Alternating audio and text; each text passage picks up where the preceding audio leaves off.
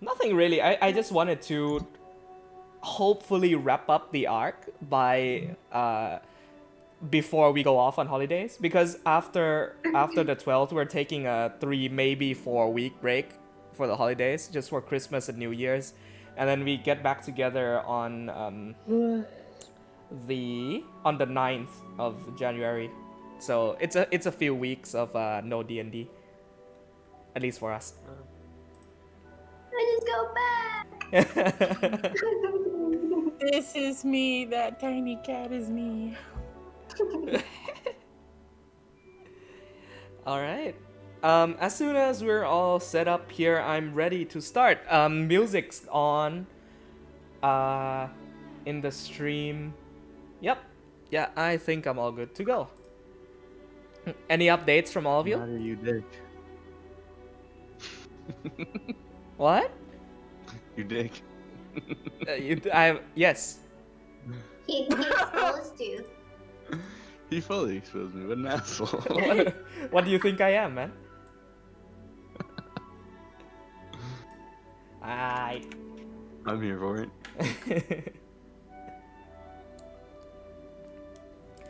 Cool. So let us get in Roll20 and I'll do a bit of recap, setting us up for this week. Where's my water? Objection! Oh, Denied. I remember.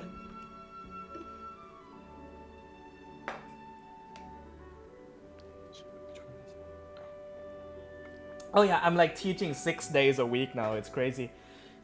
oh. Yeah. How long Like per day? 2 to 4 hours a day, but not that bad. Some days it's yeah. only 2 hours. Plus it's really near home, so I'm really happy about this job.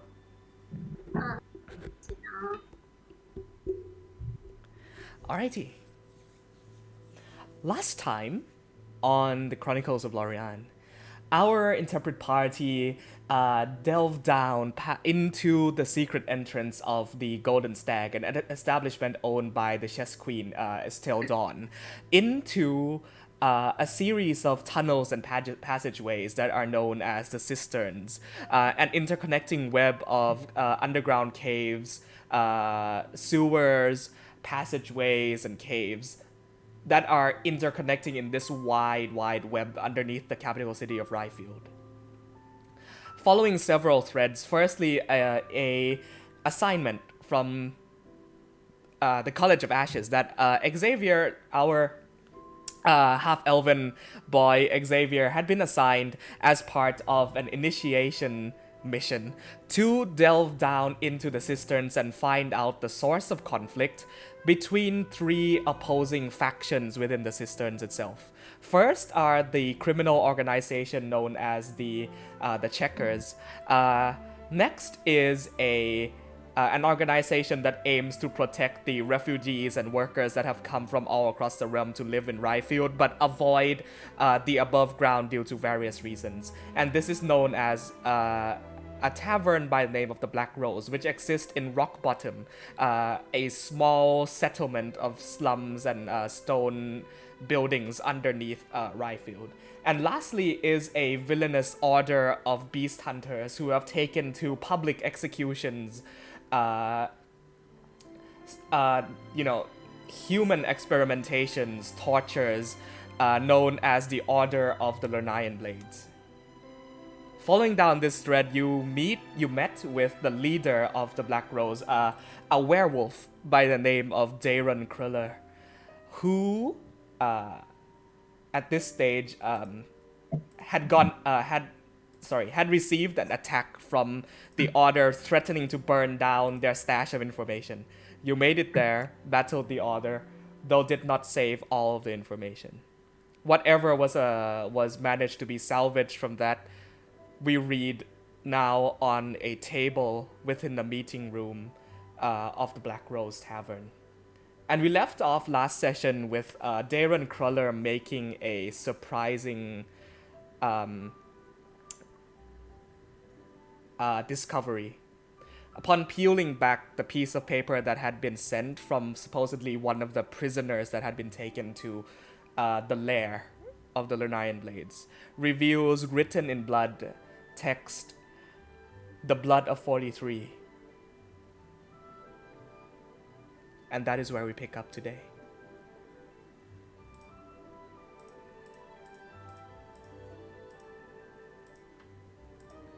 So, parties, you now sit amidst a series of chairs, candles, and prepared foods on the table. The leader of the Black Rose, Darren Kruller, standing at the head of the table, his back slumped against the wall, looking slightly aghast. This huge, almost polar bear-like werebear, which, Darren dwarfs in size in comparison, stands next to him. This werebear goes by the name of Ur, and he is supposed to, if you accept, bring you down further into the caverns, into a place where they suspect the Lorei'an blades are hiding out at. A place called the Halls of Nazarick. So.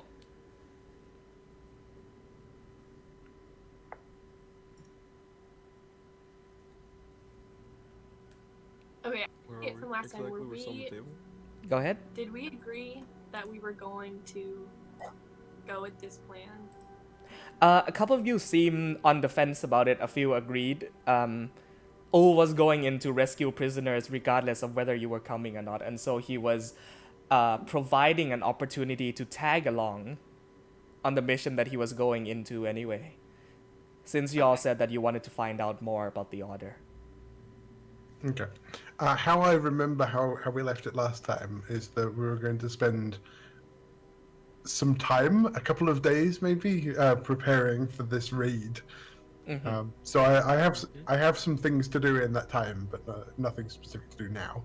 Okay. So you need some time to either go back above grounds or spend down inside the caverns.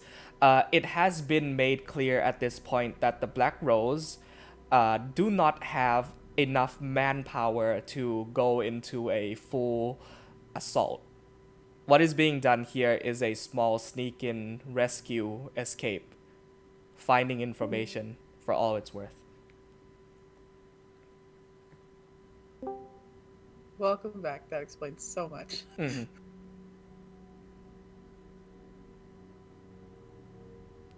What's your move?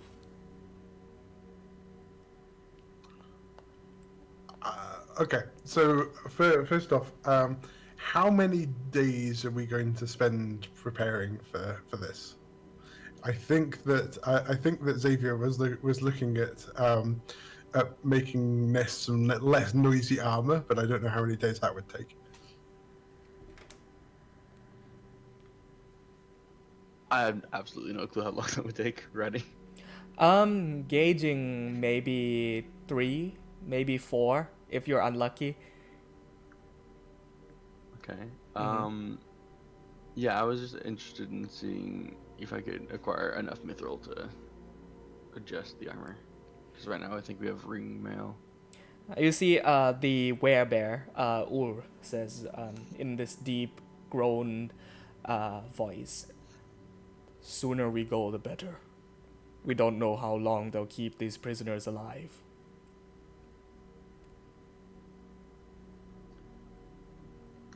Now, me, myself, I'm not a smart one, but this whole Blood of 43 business seems more ghastly than we all expected.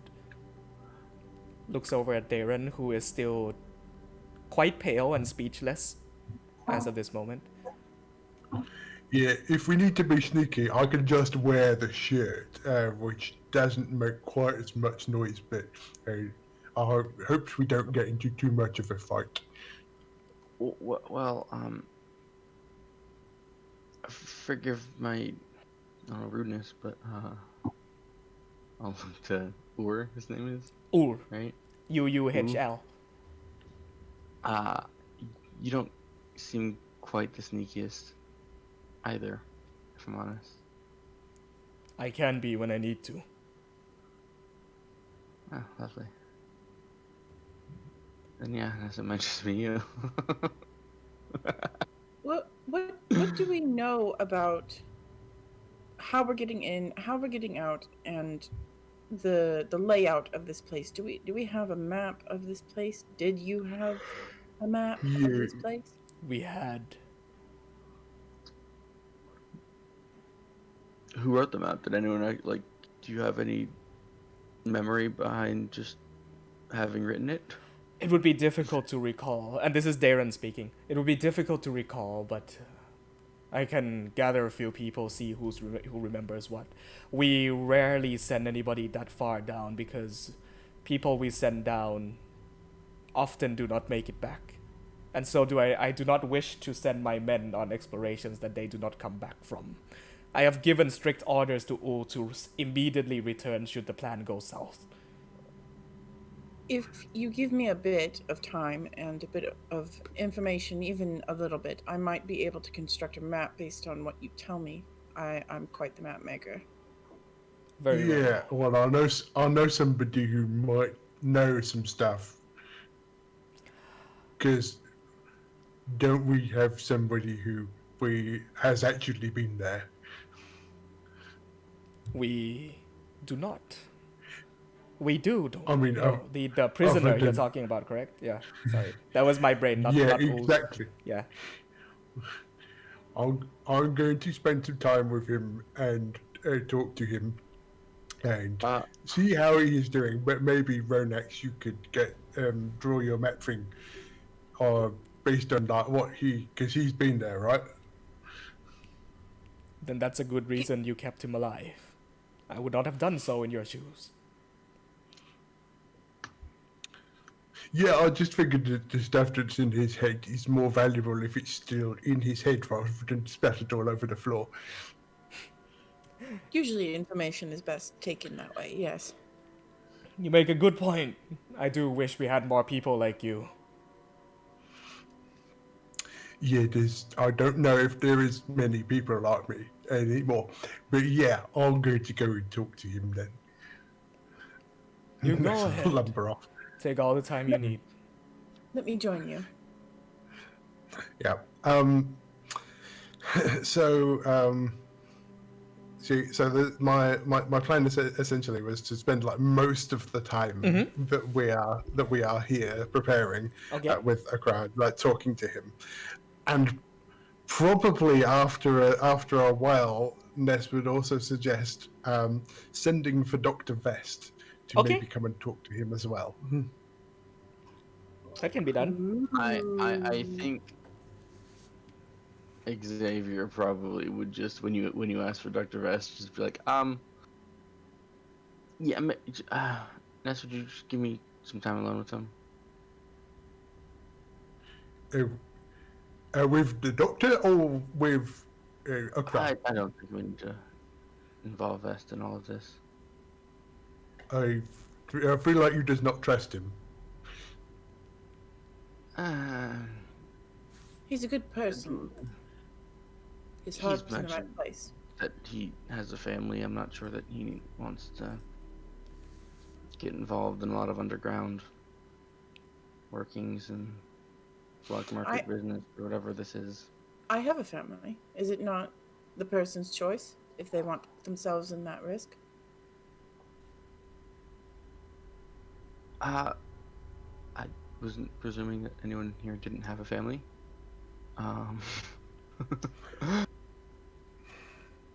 Ness gets a very distant look at that.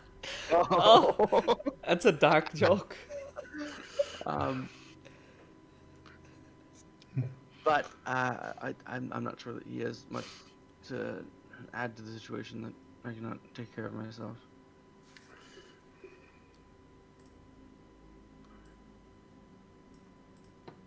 Yeah, well, maybe we can like make it his choice rather than making him come down here, which I don't think I wanted to do.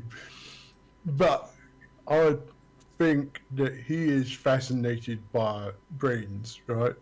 So he might be really interested at how a perfectly normal farmer boy can get turned into a torturing monster, because that seems like the sort of thing that he would be interested in. I think that it's also good to refer him to Dr. Vest, if only because I Yeah. believe Dr. Vest might be able to actually help him in a way that Yeah, I was- that makes sense. Yeah, I was thinking that too as well.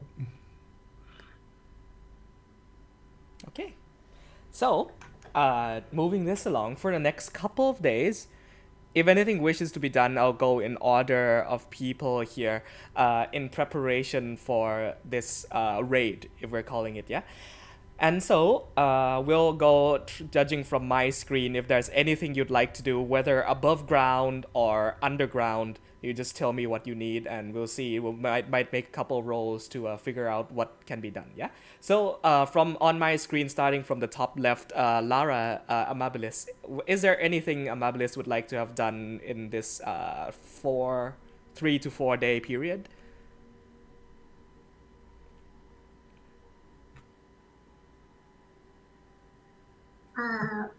Mavis is going to pack some necessary supplies like food and water, Okay. and maybe have a bit of chit chat with Ooh.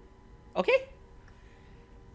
So as present as always, you're always on even when you're on the road, you're always counting through supplies, packing them into small pouches and containers. Especially on your small frame, it's difficult to carry a lot, and so you're very efficient with your management. If there's anything you'd like to buy at all, you can look up the list of like shop items on D&D Beyond as well if you would like to do that. I'll also add, Yeah. just from a player's perspective, we might not want to start with Laura just because Okay. the downtime aspect of the game is very open-ended and kind of difficult to gauge as a player what you're supposed to be doing. Laura, I know you knew her, so if you want to start with other players, kind of give her the chance to understand, Got it. Yeah. like experience a little bit more, but because Okay. I think more experienced players kind of have more fun with the downtime aspect of the game. Fair point.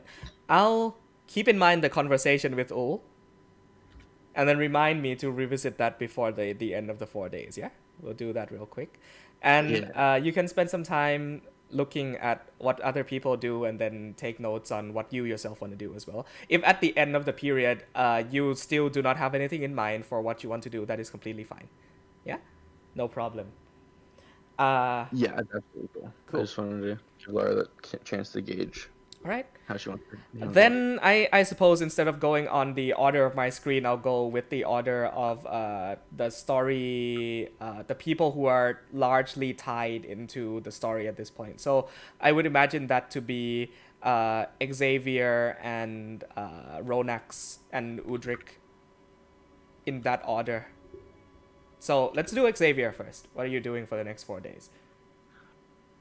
You said it would take about 3 days. If you're lucky, yeah. And that was working the mithril ringmail to plate armor? Yeah. What if I were to form it to half plate? Half plate, do you have any Yeah, actual like experience in doing any of this? Because if not, I'd say you'd have to seek help from a professional blacksmith. Yeah, so the way I see Oh. the Luminar's family is essentially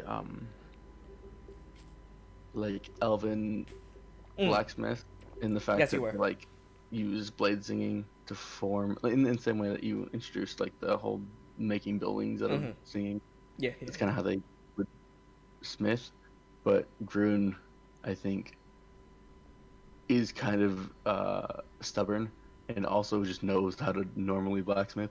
And Okay, that's probably so I will more of say, the- having grown up that- around that kind of setting, which you did establish early on, given, I'll say, for the purposes of this, the Black Rose and the vicinity of Rock Bottom do indeed provide a functional enough smithy that you're able to use, like forge and all.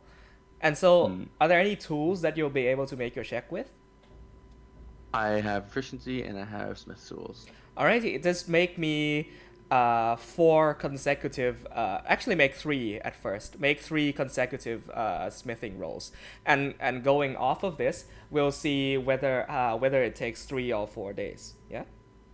Alright, what ability? You have proficiency in smith's tools, correct? Yes. Okay, good. Just make Smith tools rolls 3 With consecutive ones. dexterity? Yes. Dexterity or go? Boop. 16. Let me find that again. Sorry. Boop. Not Okay, 20. that's a natural 20. I'm Make sure one I've more. got too many people to Okay. be So, quiet right now. within the duration of 3 days, on the first day, you're kind of reminding yourself the process of which how to work the metal that is most likely elven in nature. Yeah, And so you, yeah, I'll say with the whole process that is smithing, Xavier probably brings Ness in, the blacksmith, okay, to help him. Essentially, like he kind of sets the ringmail mithril on kind of before him on probably an anvil or something. Mhm. And it's kind of a combination of magic uh, and like genuine smithing, in the vein of he gets the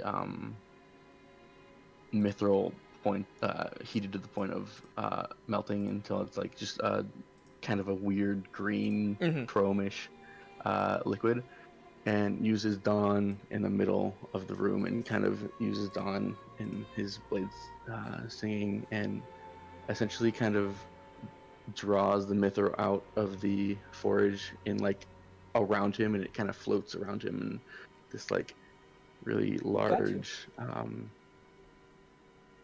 like ring around him essentially, Mhm. and slowly forms that onto the actual armor itself, and he kind of has his nest kind of hold onto the armor and keep it in place, Okay. and then from there, once it's actually on the armor, he uses like just genuine smithing technique to like hone out the edges and stuff, work out the kinks. On the second day, a bit of inspiration strikes you as you are working into this metal, and you realize that you're not only doing this for the purposes of practice like you were at home, and so a bit of motivation pushes you to the point of realizing that you are making this for your friend's protection, your guardian ness. And so, doing that, using that bit of drive and motivation that pushes you, you manage to complete the set early within the morning of the third day, which is impressive by your standards. Even Grun would be impressed at this piece. It's a beautiful half plate of the design of which you described. You had Ness help out on the second day, so you were able to get accurate measurements and all of that. But yes, throughout As he those. sings and as he sings and shapes the metal, I think back to the singing that we saw in Dorcanus, and I remember this naive boy running through the crowd and running smack into me. Yes. And I look down at him, concentrating right now, and I smile. It's a nice moment that you share with Xavier on the second day. A half plate, a mithril half plate is completed in your design, Ness. So note that down. And I will say, with a nat 20, I would like to say, Okay. I probably adore the front of the chest plate with the kind of usual design of the tree. Okay. The one you made on his shield, yeah? Yeah. Okay. Perfect. Yeah. So, anything else, Roy? Or is that it?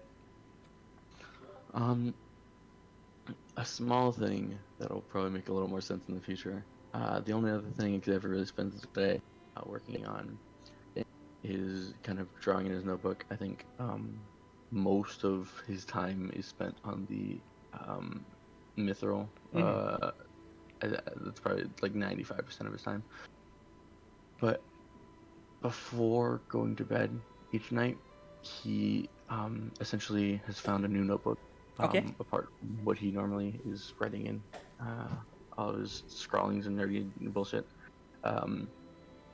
Xavier finds a new kind of just like black leather notebook, is beginning to draw moments of the campaign essentially Oh. in it.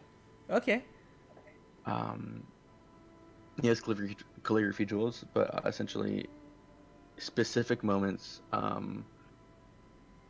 for him that connect him to one of the other characters in the party. Okay. The moment of him and Amabilis sparring in Stumpalog, of him and Ness now working on the armor, of him and Epanthony Sewers, of him and Ronax working on Steel Borax Defender, and, yeah. and you know everyone. in the party, Okay. essentially. Okay. All right. Pleasant 3 days for you. Moving on to Ronax. Anything you'd like to get done within these 3 days? Well, Ness and Ronex said that they were going to interrogate him a little, the prisoner a little bit. And, Okay. And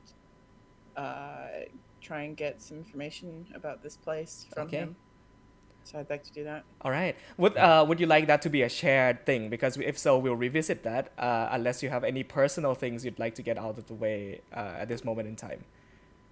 Personal things. I Mhm. can't imagine that would take too terribly long. Like maybe a day. Yeah. And the rest of the time, I'm gonna want to go back up to the surface. And Okay. Find Best and ask Okay. him if he would help this person, and then also see if I can't visit the night. Fuck, I forget what his It's title Lord is. Karth, the Lord Knight. Lord Okay. Karth. All right. Station. Vest. And Lord Knight. Okay. We'll RP the conversations in a little bit if there are. Tell you what. Why don't we do it this way? Anybody that needs to do any shopping or crafting at all as of right now? Mm-hmm.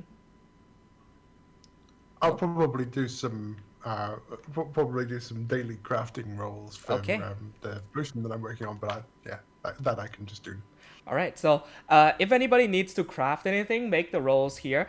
Golf, private messaged me that he would like to try and extract some poisons from the mushroom, using facilities in the Cobalt Soul.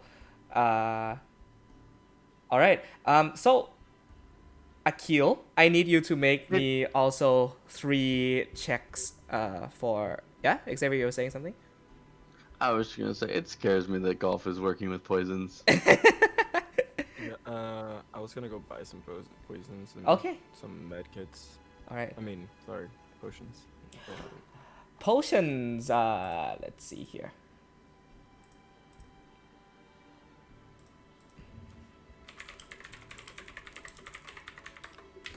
All right.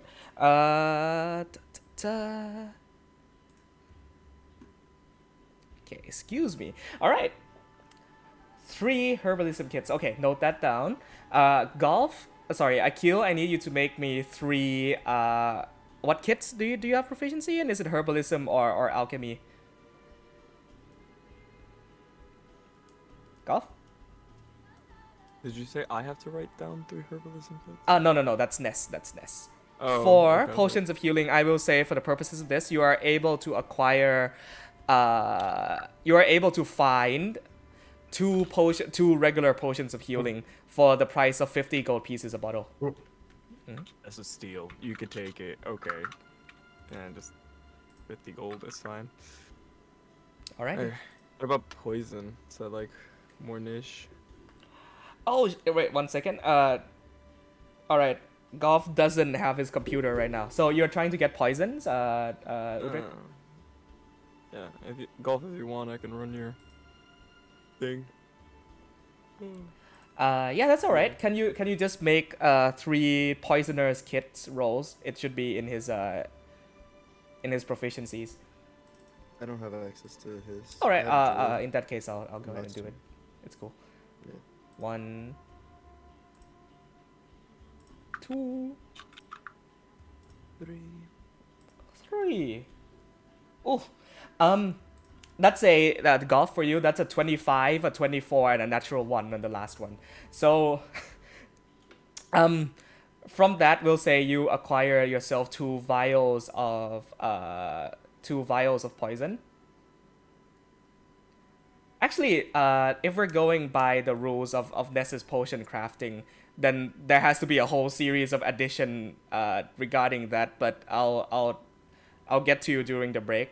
Okay, Golf, in how that whole thing works. But a natural 1 does make you lose one of your materials.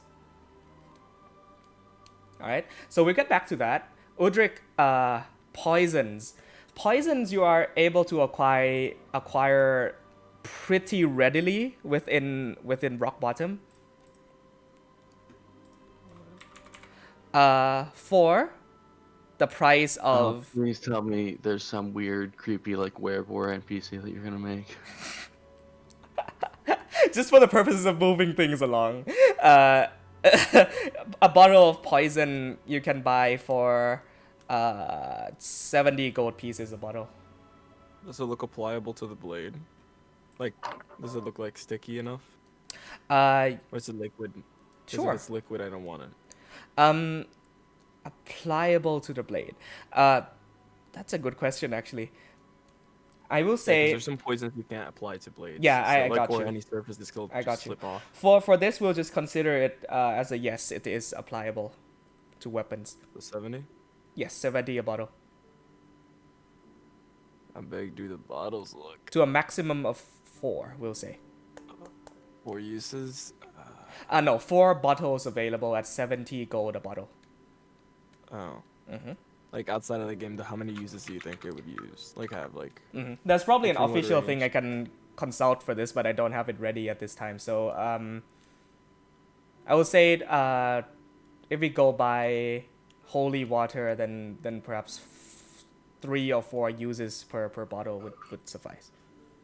Yeah, if anybody more knowledgeable in this would like to tell me, then go ahead. That's fine. I'll wait till in the future. It's fine. I don't want it. It's Okay. too expensive. So Alright. That's fine. Okay, that's done. That's done. Alrighty. So we now have on our shelves 3 conversations, and before we get to that, any personal things that Nepenthe would like to do? Drink? Yeah, I think she just hangs out if anybody needs any help or anything. Alright.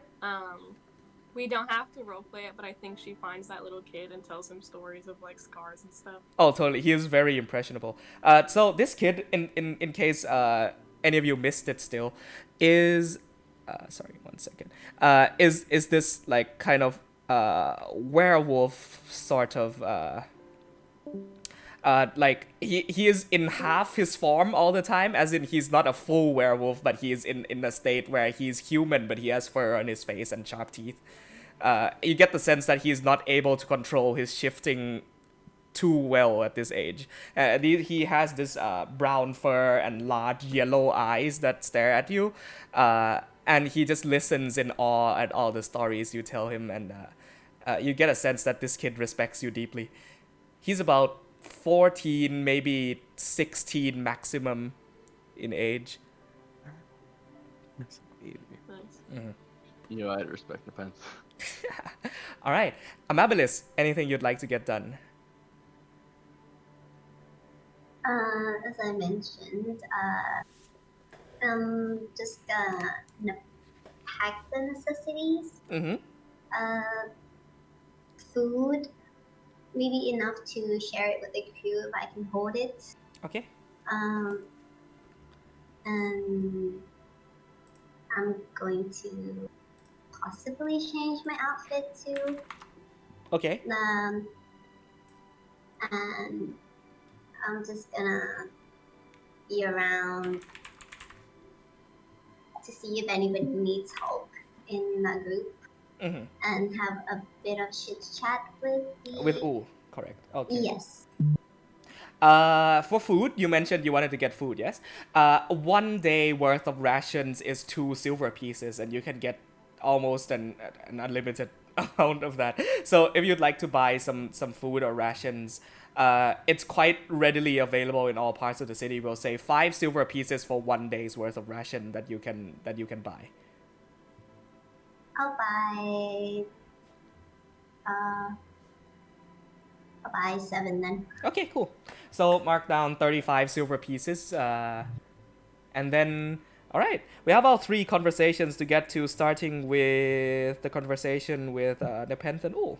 So you catch Ul, this still in his werebear form, eye patch over one eye, sharp fangs and claws and teeth with these beads, these like wooden beads that hang from his neck fur that he braids almost like a beard. You walk in, you catch him sitting at the table. He doesn't notice you because you are the size of his hand. Mouse is gonna give him a small tap. Need something, little one? I would like to know how would you sneak in the place that we're going to.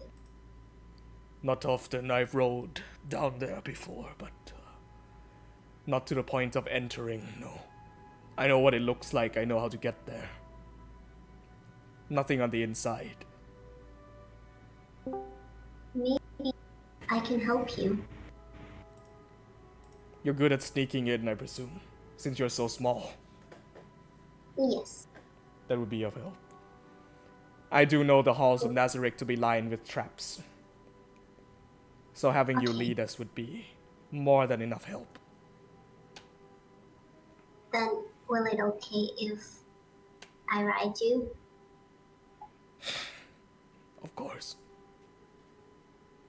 What's your name, Alright. small one? My name is Amabilis Whitepaw. Urkor. Yes. I come from a tribe to the north. Oh. Well, you should get ready. Everyone is preparing for the raid in 3 days. I'm always ready. Alright.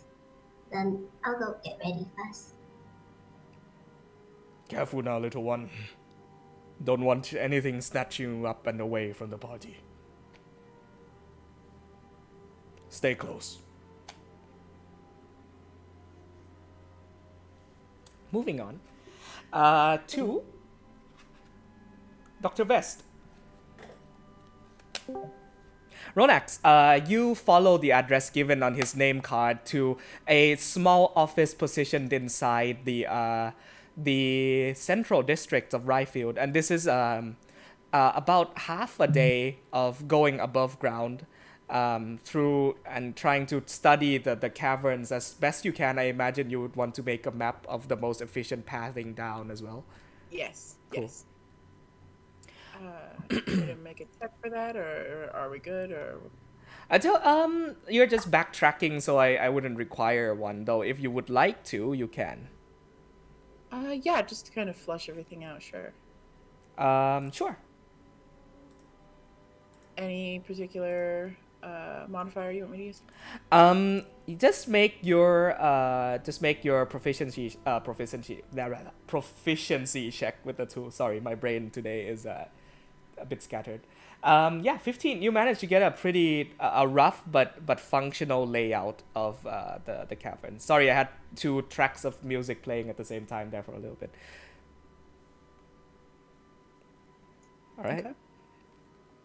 So we'll say that does cut down travel time for anybody who needs to go above ground and then back down below to rock bottom. That cuts down travel time by a fair chunk, because you're not, trying to use memory to navigate along the cavern walls and rivers and stuff anymore.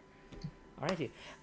You arrive at a small office, a small signpost in the front titled Dr. Vest. What was the name I had for this place? mental institution of counseling and welfare. And it seems to be just a cute, small, little wooden home, stone and wood, made out of stone and wood, with like a slanted stone roof and a chimney.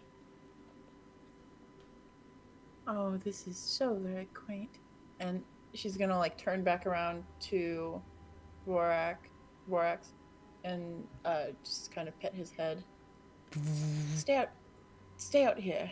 I don't think you're just a bit large for here. So there's a there's kind of this like wooden post that people hitch their horses to. Vorax makes his way to that post and kind of sits down on all fours next to the horses and just goes on the floor. The horses goes and gets a little spooked at it, but yeah. Oh, now than never. Yes, please come in. I open the door and I'm gonna like take a very quick look around. Charming little place. There's a it seems like a living room area with a fireplace, with a red carpet and two chairs that are sitting facing into one another with a small coffee table in the middle. And you look to your right and it's a small room that looks to be his office with a bookshelf behind his work desk and a small tiny little wooden desk and several books and quills. And there you see is a less tired looking no bags under his eyes, his hair more taken care of and combed, Dr. Vest Oswald. Oh, Best. It's quite nice to see you. Lady Ronax, a pleasure to me as well. How might I help you today? Then please have a seat. Would you like some tea or coffee, perhaps? Oh, tea sounds so very lovely. Very well. Just had this batch come in from the Salia. Nice maple tea. Yes. Please Really? make yourself at home. Oh, I haven't had Salian tea in quite a while. Consider this to be a nostalgic trip. Only the most pristine of condition. Pours you a glass of tea, pushes it up to you. So, come to me today. Am I able to help you in any way? Are you experiencing any sort of trouble, workload? I do owe you a favor still. Yes, I actually, I do require a favor. And not just a favor for myself, but a favor for somebody else as well, I suppose, given the circumstances. Interesting. Um, Is it to do with my field of expertise in any way, perhaps? I do believe so, yes. He lifts up a hand. He takes a ledger out of his wooden bookshelf and it slides down and plops itself onto his desk, waves his hand and it opens to a page, a new blank page, and he takes his quill and starts writing. So, please explain. How can I help? Oh, goodness. How do I summarize this in a way that makes sense? We have been, myself and the rest of my companions that you were with, we have been on a bit of a journey, and we have found somebody that we believe might benefit quite greatly from your assistance. He seems to have been a part of an order that has brainwashed him in quite a dastardly way. Are you perhaps insinuating towards a cult that may exist within the city, perhaps? Oh, yes. Yes, I would describe this as a cult. And he goes into like his serious expression, brows furrowed. This individual, might I have a race, name, age, anything that would be of help? He's human. I don't know if we discussed Roddy. I don't know if we discussed what he looked like aside from like the tattoo on his head. He I think he's like Jon Snow at vibes, right? most likely, yes. Around that age. About almost like late 20s. Wait, we talking Kit Harington or Brooke Jon Snow? Wait, Kit Harington. Yeah, Kit Harington. Book Jon Snow is like way younger than that, no? Yeah, he's like 14. Yeah. Is the music okay now, Joe? There's still for sure two tracks playing at the same time. Oh, I hear only one. there we go. I think I only hear the Skyrim music. Yeah, that's all I hear. All right. I'm back in Morrowind. I had an ambience and music playing at the same time, so I've disabled the ambience so that now should only be music now. Yeah, now it's fine. Okay. I mean, it's probably music mixed in with the ambience. So, alrighty. Yeah, man in his middle to late 20s, human male, with a tattoo on his forehead. Yeah, gaunt, small frame. Well, Go ahead. he appears to be just an average human.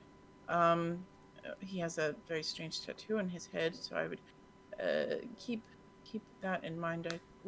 The group of them that we encountered had strangely explosive results. Magical. Did they perhaps shout anything, say anything about well, if this is to be the sort of unsavory business that I assume it to be, bloodshed of any sort or any strong beliefs or behaviors, it is common practice of religious sects and cults to unite people under a singular banner and purpose. And perhaps this man was entranced by the promise of fortune, perhaps glory, perhaps something more than his menial existence.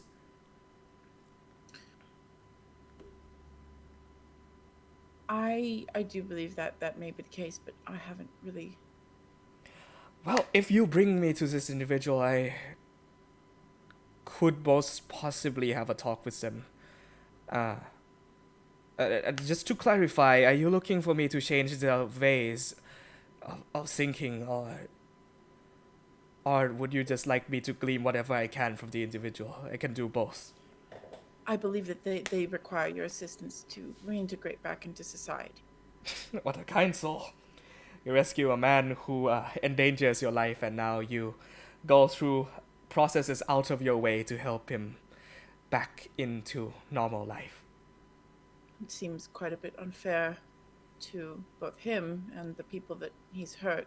Of course. To Everybody simply just deserves a chance. leave him in the state that he's in. He can do good, I'm sure. This will be a valuable study for myself as well. Most likely for him. I thought you might enjoy this challenge. I do warn you, though, that this might pose some danger to you. My dear, we've been in Slumberlog. Nothing poses more of a danger to me. All right, as long as you're aware of that. Very well. Whenever you're ready, lead on. I have to perhaps make up an excuse for my family that I shall be off on a business trip for a few days, no? So let us get this on the roads, as they say. Yes. Might I meet back up with you here momentarily?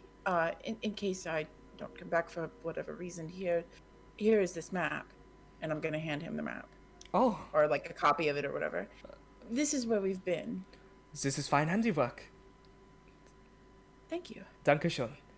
I shall see you back at the, well, here, in a bit, I presume. Let me get a few things ready.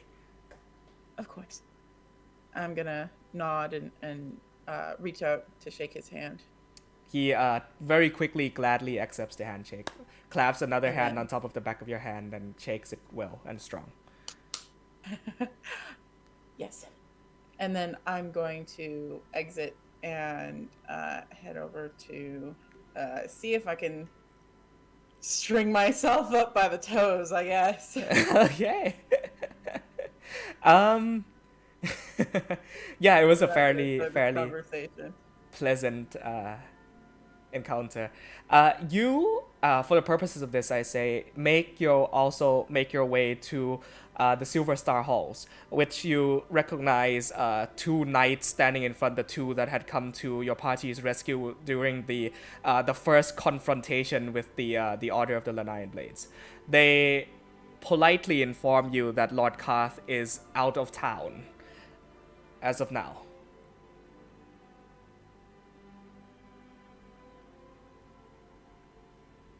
Fuck. Nonetheless, he should be back in a matter of a few days, maybe a week. All right. I'll just okay, and then I'll head back to Vest and pick him up, and then we'll go, I guess. A bit uneventful, but yeah, I had something for him to be doing, so unfortunate timing. You pick Vest up and you both make your way back down to the cisterns. He follows with a bit of a confused expression. He has along with him a very large rucksack full of books. He's in his formal leather cloak and doctor's attire, that, you know, whatever passes for a doctor in medieval times. And you both make your way back down to the cisterns, where you rejoin the rest of your party, which I assume Ness and Xavier are now underground talking to the man. Yes. Yeah, this doesn't have to be a scene by itself, but there are two bits of information that Ness would like to get from Alrighty. Accra. The first one is the names of any of the other Linnean blades who he thinks might be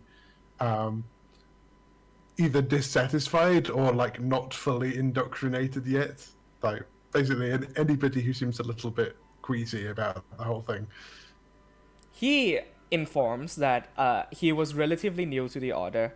The flame rats whom you had encountered, the people who had augmentations built into their bodies, those people, and along with anybody who serves with the flame squad that serves under Ilver Asirazi, those people are far too gone. Like at the point where if you're augmented to be a human suicide bomber, then you know they're beyond saving at that point. And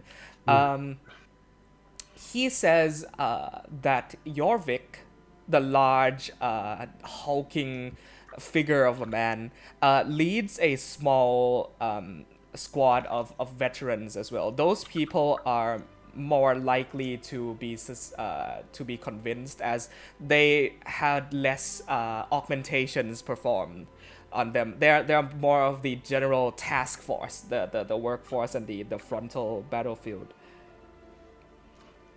Okay. And the other bit of information is, do they live in this hideout of theirs, or do they have homes in the city proper? He says most people and their forces number about 400 to 500 strong, live entirely underground inside the halls of Nazarick.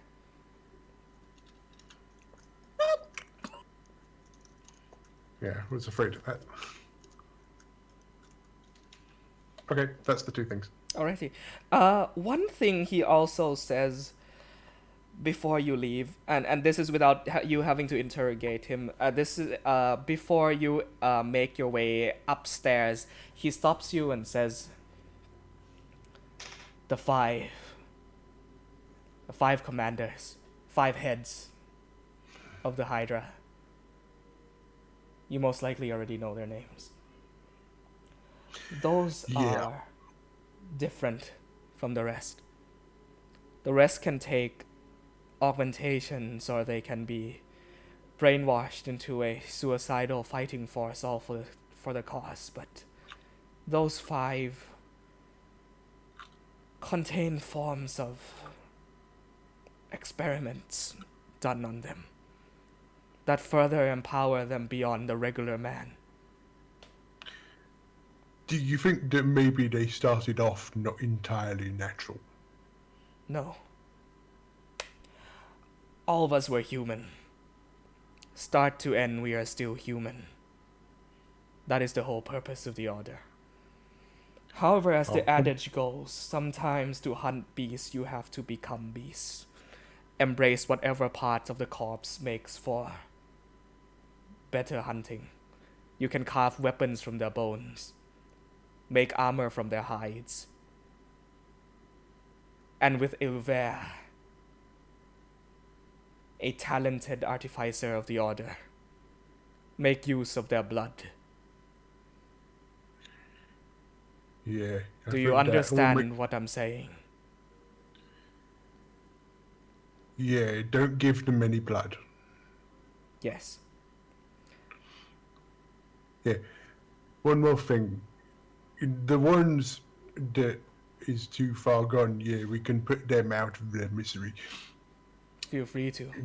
They'll sooner put your lives out before you are able to talk to any of them. Yeah. The other ones that we might be able to save, the ones like you, do you want to help them? Frankly, no. I am unable to be as charitable a soul as you are. I still am confused on what paths I should take, the things I have done, the things I should do moving on. I still do not know where those will come into line.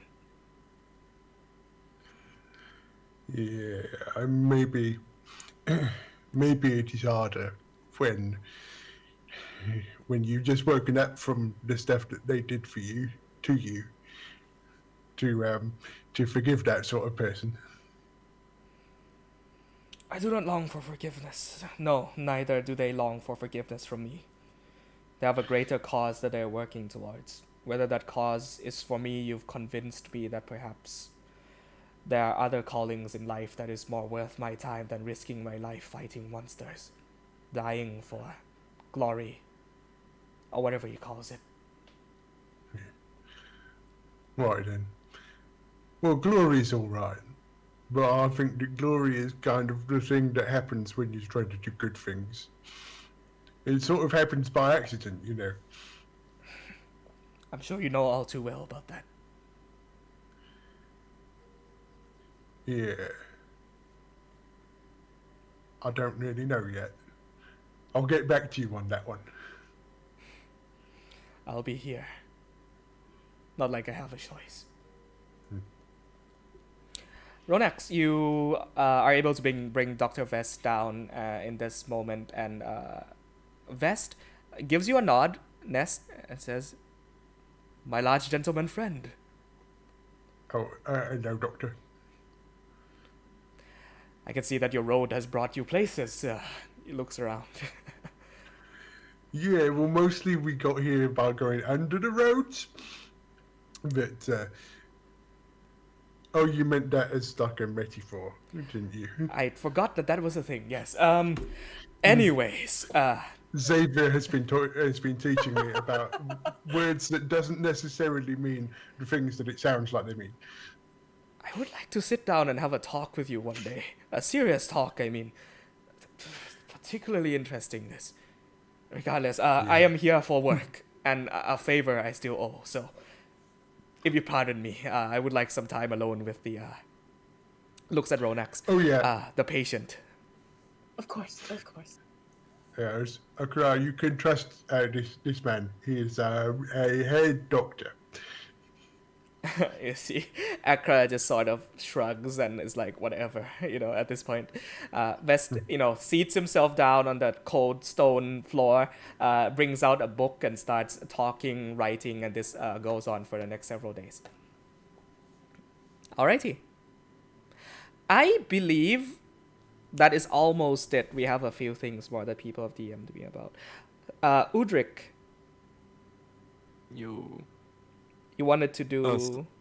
Yeah, so first, for like in the daytime, Mm-hmm.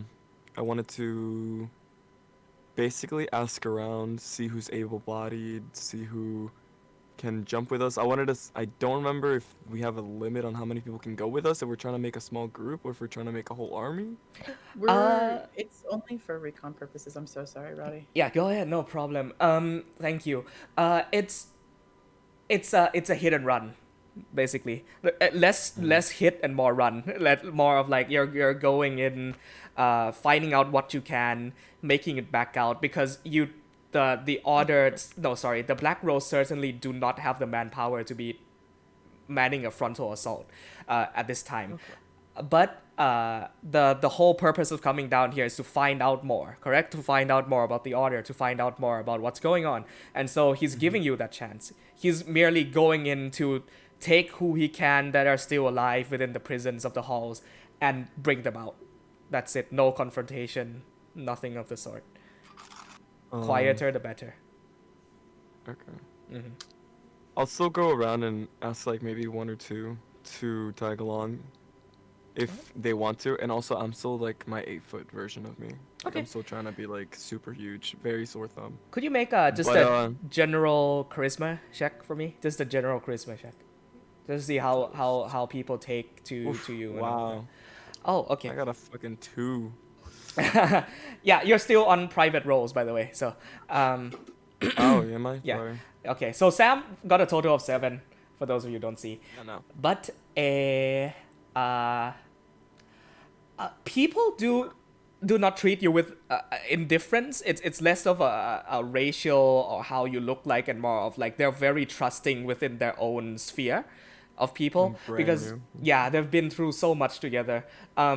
They listen and they give you a good talk for it, but the general consensus seems to be that if Darren doesn't give the order, they're not doing it.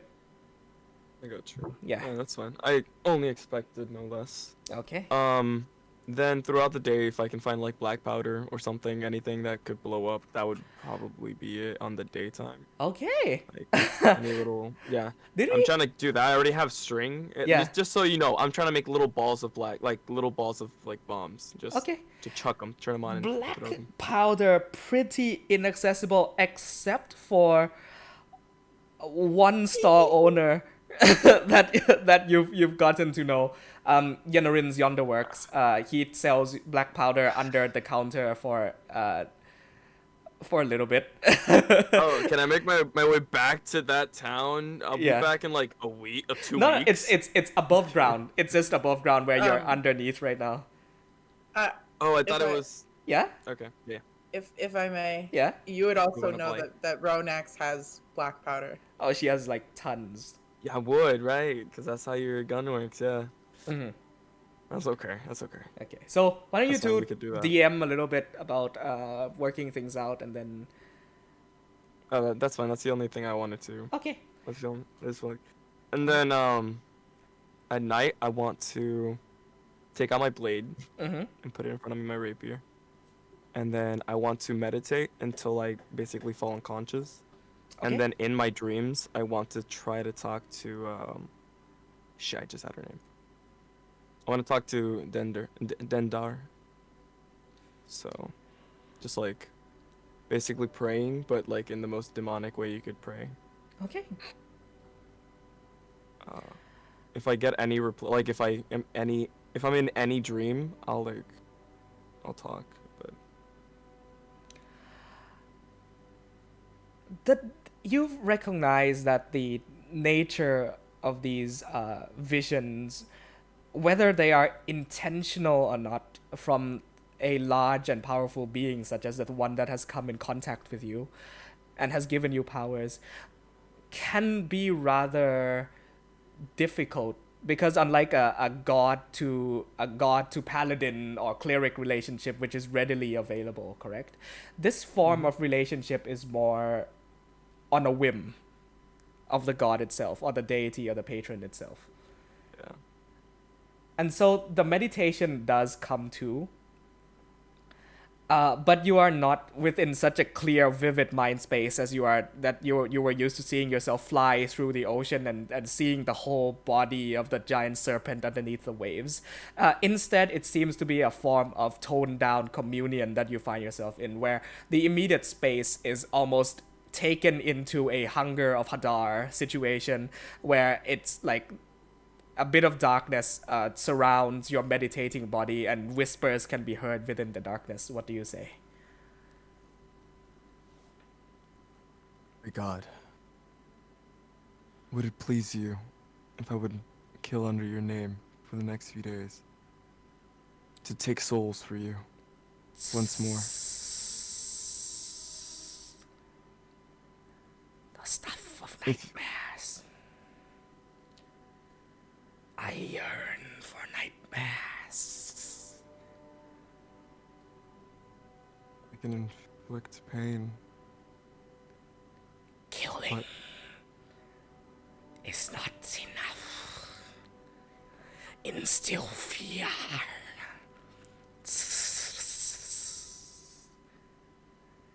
A fearful mind. A tormented soul that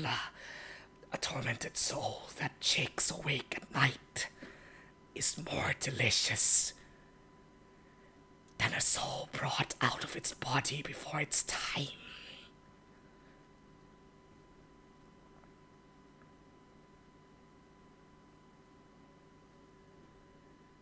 I shall do as you wish. But if I can only ask of you one thing, I'm going into battle soon. I do want to live, to fight for you, to inflict fear on those mortals. If I can only ask for a little bit of power, a little bit of protection, anything will do. Satiate my hunger, and we shall see. As you wish, my lord. The darkness no. fades. Yeah, sorry, go ahead. No, I'll try to snap out of the dream. I don't Okay. want to be in there anymore. You shake awake, and all the candles that you have lit are gone out. Fuck this shit, I'm out. Okay. Ronax, you, following a day of studying, working, visiting Vest on some occasions, you make your way down to the bar area where you find Nepenthe sitting and having a drink at the counter. I'm gonna like enter the bar. I'm gonna look at her. In my head, I'm just mentally like, okay, I can do this, I can do this, I can do this, I can do this, I can do this, I can do this, I can do this. Do it. I'm going to order a drink, Okay. like an actual alcoholic beverage. Ooh. It's probably going to be something that's very light in comparison, and I'm going to sit down next to her, Mm-hmm. or not next to her rather, but like across the table from her. Okay. Drinking. That's new for you. Yes, well, I figured,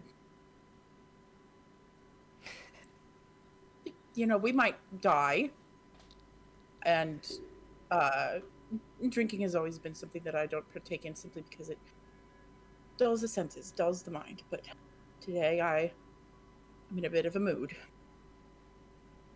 Mm. And Still I'm about gonna- Xavier, or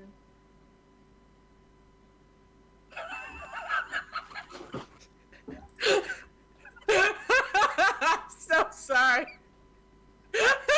This is Amir, right? Not Ronax. Yeah. Laughing I in want- game. I want this to be an in-character. The entire tavern fucking looks at you and bursts out laughing. She just kind of stares a bit at you, and her mouth is like hanging open a bit.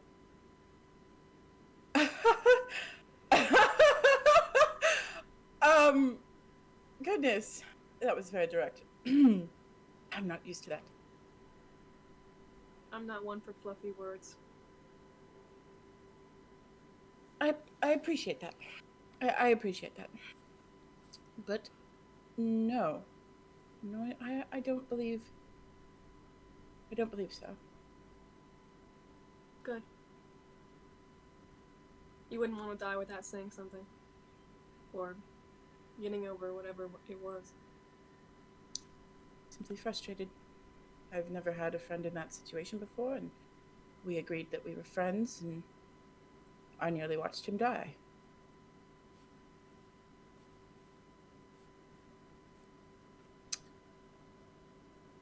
So, Couldn't say that seeing that was fun for me either. you and Ness also.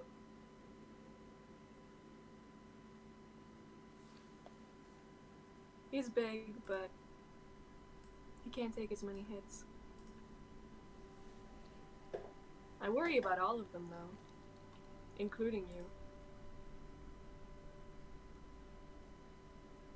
She's looking down at her cup when you say that. And then she takes a drink and looks at you.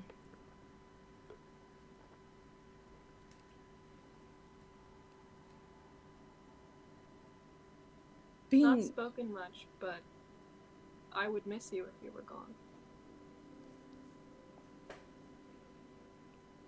You're strong. I like that.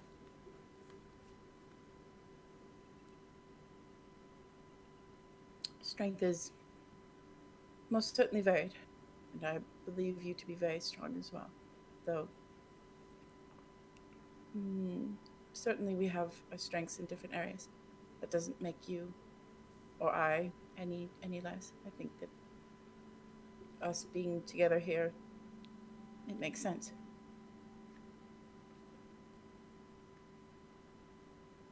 I'm over here for that conversation, though.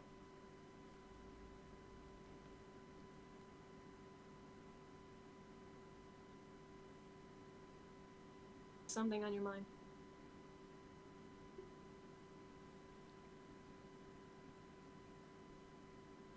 I'm a bit jealous.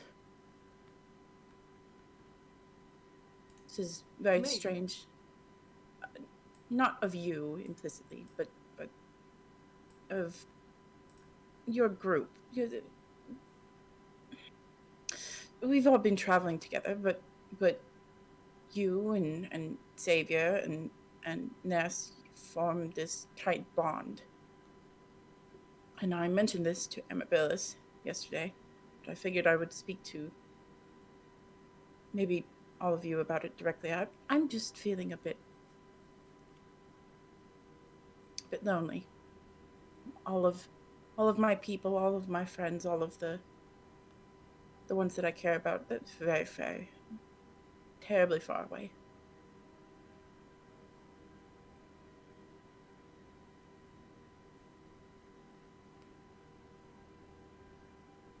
I miss them. I feel cooped up in my own mind.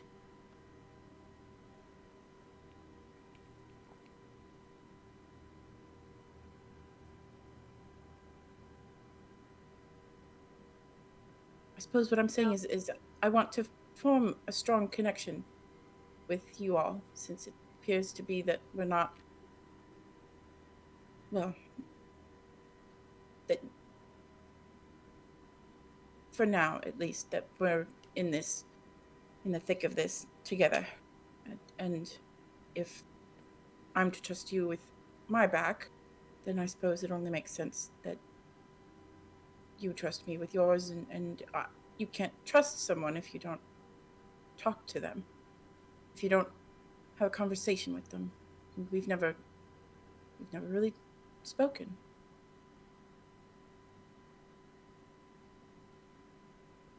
You know my favorite memory of you? We're in those the caverns. We were after that necromancer or something. And you threw a torch at whatever we were fighting. We were bottlenecked in a hallway. Oh goodness. And you nearly hit me. But nearly hitting me meant that I dodged out of the way of someone hitting me. So, even though you almost lit it on fire, I trust you to have my back. Yes, well, almost lighting companions on fire seems to be a bit of a trend of mine. And she takes another drink. It's you're drinking from this goblet that is filled with a very strange rice wine concoction. It's not ale, it's not vinegar. It's kind of like this alcoholic sour thing that is in front of you. Oh, this is positively rancid. This is why I don't do this. Oh, it's not even that it burns.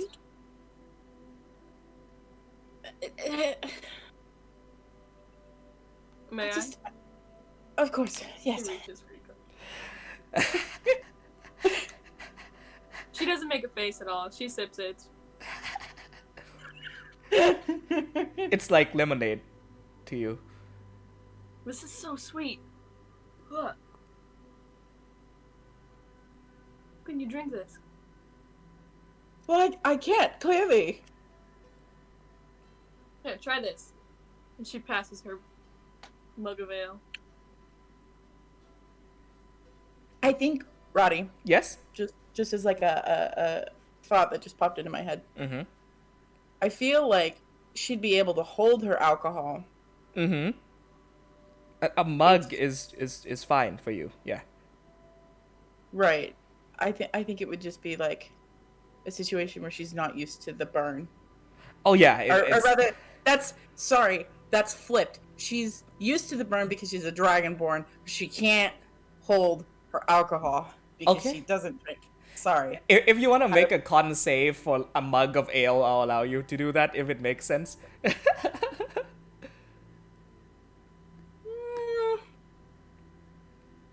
kind Sure. of want to go really bad, to be honest. Yeah. I have good proficiency in con saves. 15. Okay. Bottoms up, I suppose. You chug, and it takes you a moment. You close your eyes, expecting for that to be something, but nothing comes up, and you almost you gulp it down so fast that you almost don't taste the wheat and rye and the barley that was used in the crafting of this beautiful mug of alcohol, and instead and the moment it hits your stomach, a few seconds pass and you're like, oh, I'm all right, and you feel a little dizzy. And you start stumbling a little bit, but you catch yourself. You're like, okay, you've had worse. Still fine. You watch after Ronax takes the few gulps. Her tongue peeks out and licks over her lips in this very lizard fashion. That wasn't. Why does this taste better than that? Oh. Because it is better.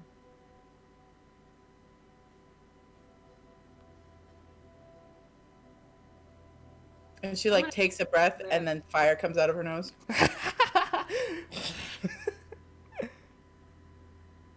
Nepenthe laughs. You think this is probably the first time you've actually heard her laugh. Oh, okay.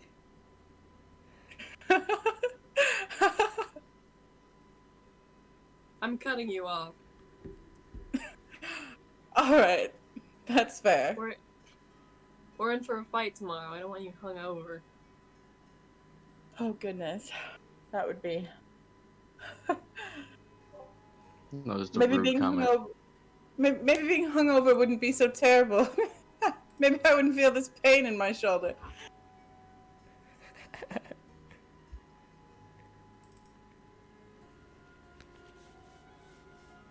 Alrighty. Moving us on to the next day. Sorry if I was looking down at my phone for a few moments over there. I was talking to Goff and Sam about private stuff, which you'll come to see soon enough. But yes, the night does go by, and you catch whatever bits of sleep you can in preparation for heading out the next day with Ul as your guide. Morning does eventually come, and you reconvene at the first floor of the Black Rose Tavern. Yeah, I'm going to distribute a few things to people who might want them. Stuff that I've made. I've got a couple of. I've got a vial of antitoxin, and what else? And a couple of healers kits. So whoever wants those can have them. I think Greenhaven Gang all has healer kits at this point. Mm-hmm. I have a What is potion it? healing, yeah. What are you giving? What'd you say? I have 2 healers kits and a vial of antitoxin.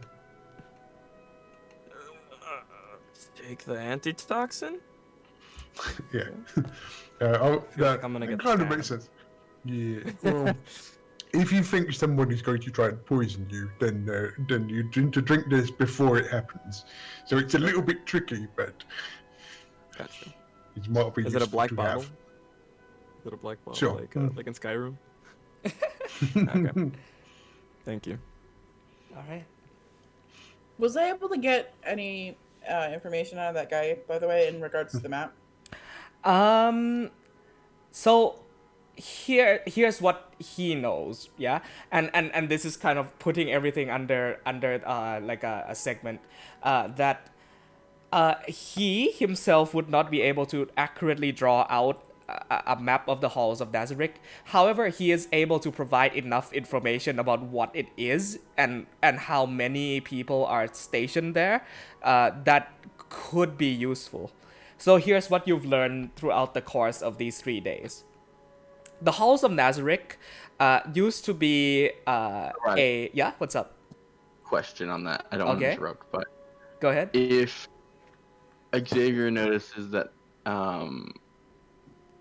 Ronax is attempting to get like map information about the Halt of Nazareth, Mhm.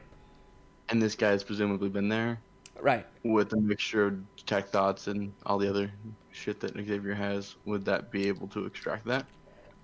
As in the mental images, or can detect thoughts take out mental images, or Let me check. yeah, double check that for me, because that would be the whole world of difference. It's a lot of text. Has We can spell.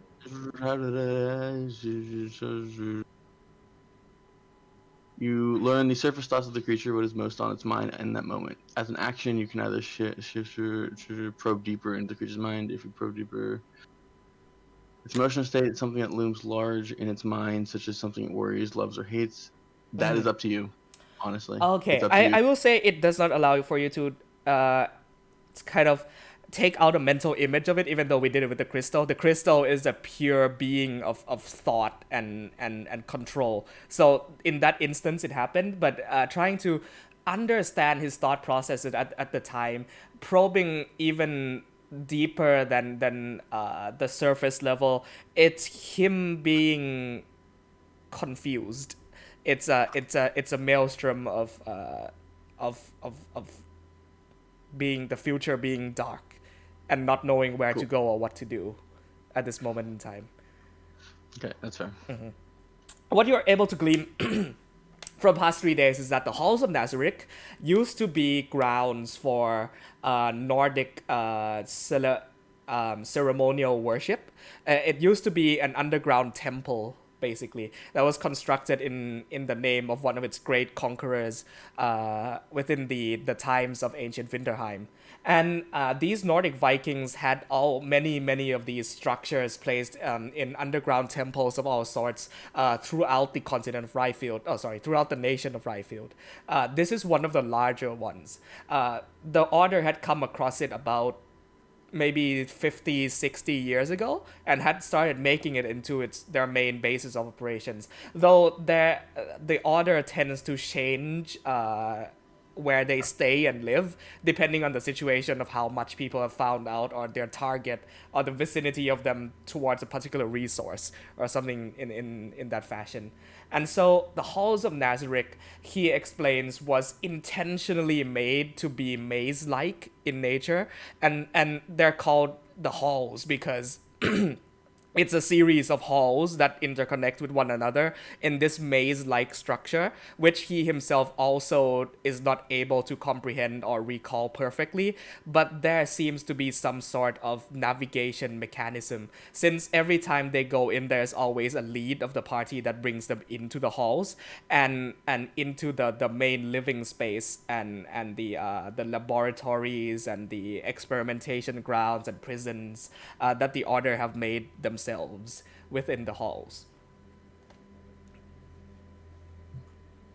Well, this just got a lot more difficult. Yes, and also Roddy, that's Mhm. badass. Thank you. Yes. My brain's a bit scattered today, so I apologize. But why don't we take a 5-minute break and then we'll continue from here and start moving you along into the journey, diving into the caverns leading into the halls of Nazarick. Yeah? Yeah. Okay. Okay, sound good? I'll go wash my face and like pour myself a cup of tea or something. So we'll be back in 10 minutes. Give it a go. Yeah, So- there's Now that a lot of things to juggle. Yeah. taking a quick, can I say something Mhm. that was very funny to me? As Nepenthe and Renax were having the conversation about how bad the alcohol was, I stepped away because I started throwing up. Oh,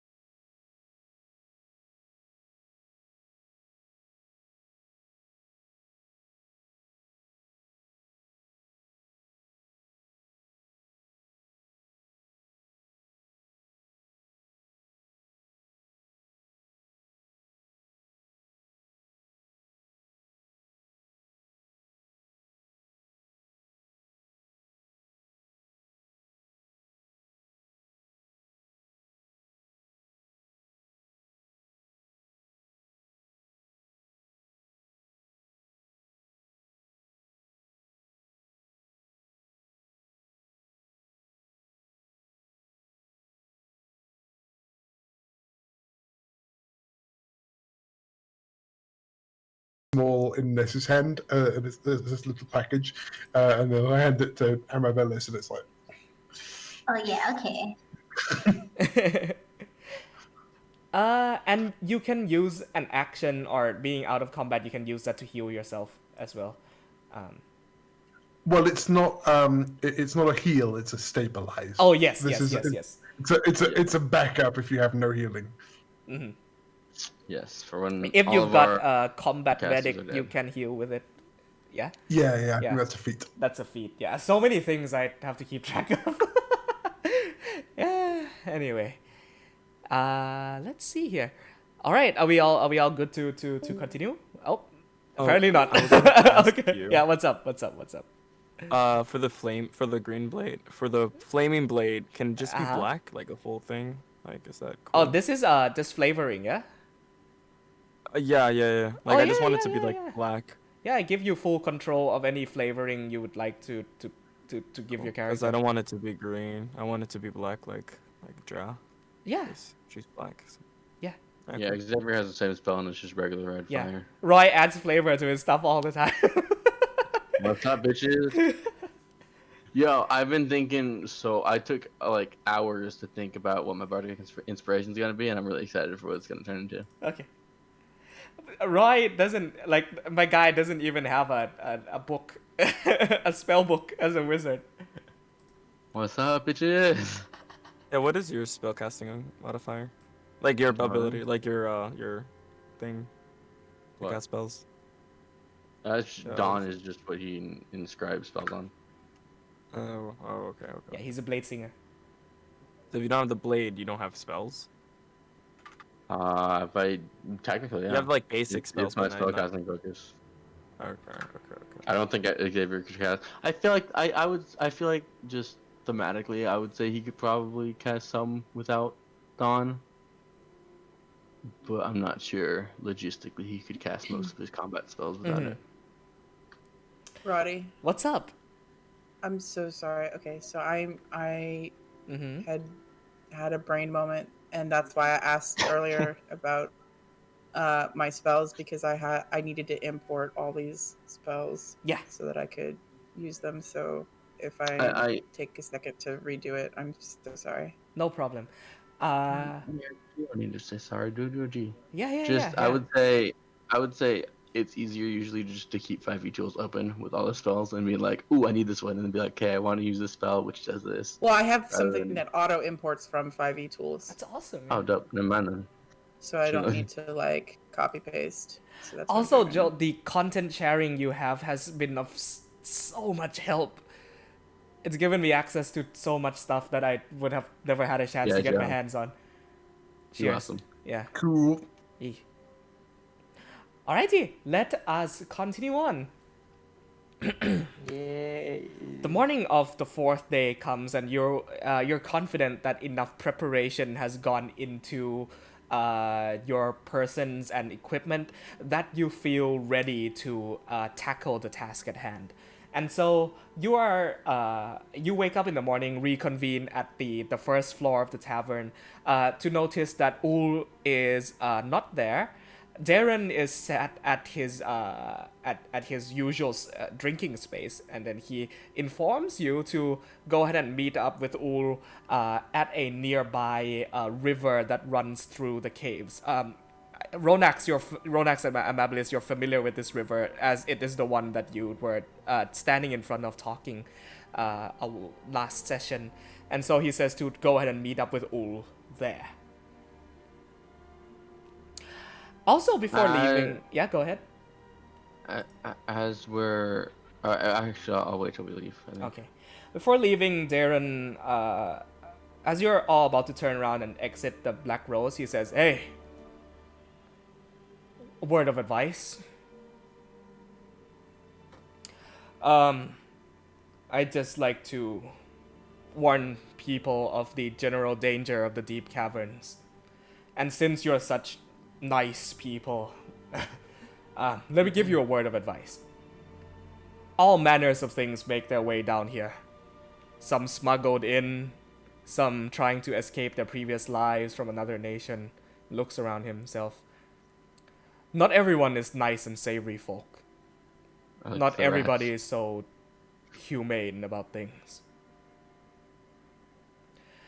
And so if you come across a beast or man in those caverns, if it threatens to kill you, you don't be afraid to kill it. It feels very angsty.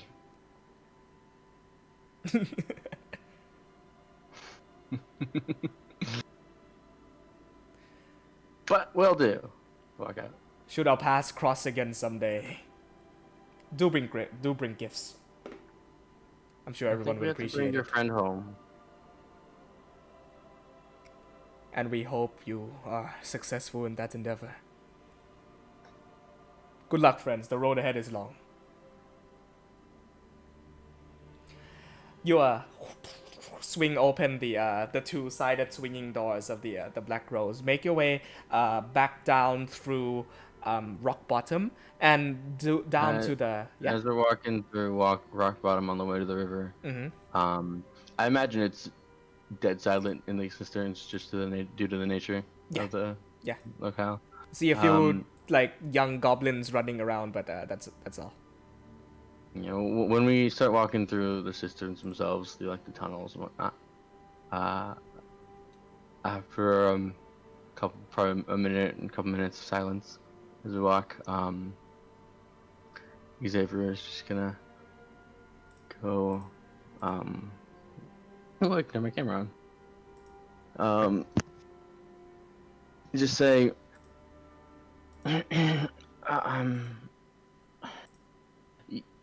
you guys know we don't have to do any of this, right? You guys don't know what I mean. Anything we don't.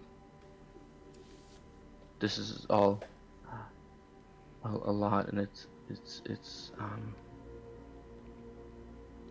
none of you need to do this. Xavier, Yeah. I don't know about everybody else, but for me personally, I'm not doing this for you. I'm doing this to help them. I was gonna say the same thing, Kid. Okay, Okay, sorry. I don't know, if I die, I feel like... Ooh, that's a weird sentence to start. You won't die, Kid. We're not I gonna mean, I fight feel like anyone. that's... I don't... It feels This is like... supposed to be a recon mission. We're not trying to fight. If we have to fight, it's... I feel has like to be it's not a necessary. guarantee to say that I wouldn't. No. But like, if I were to, then like, I don't know. I think that sucks. But I don't want anyone else to get hurt.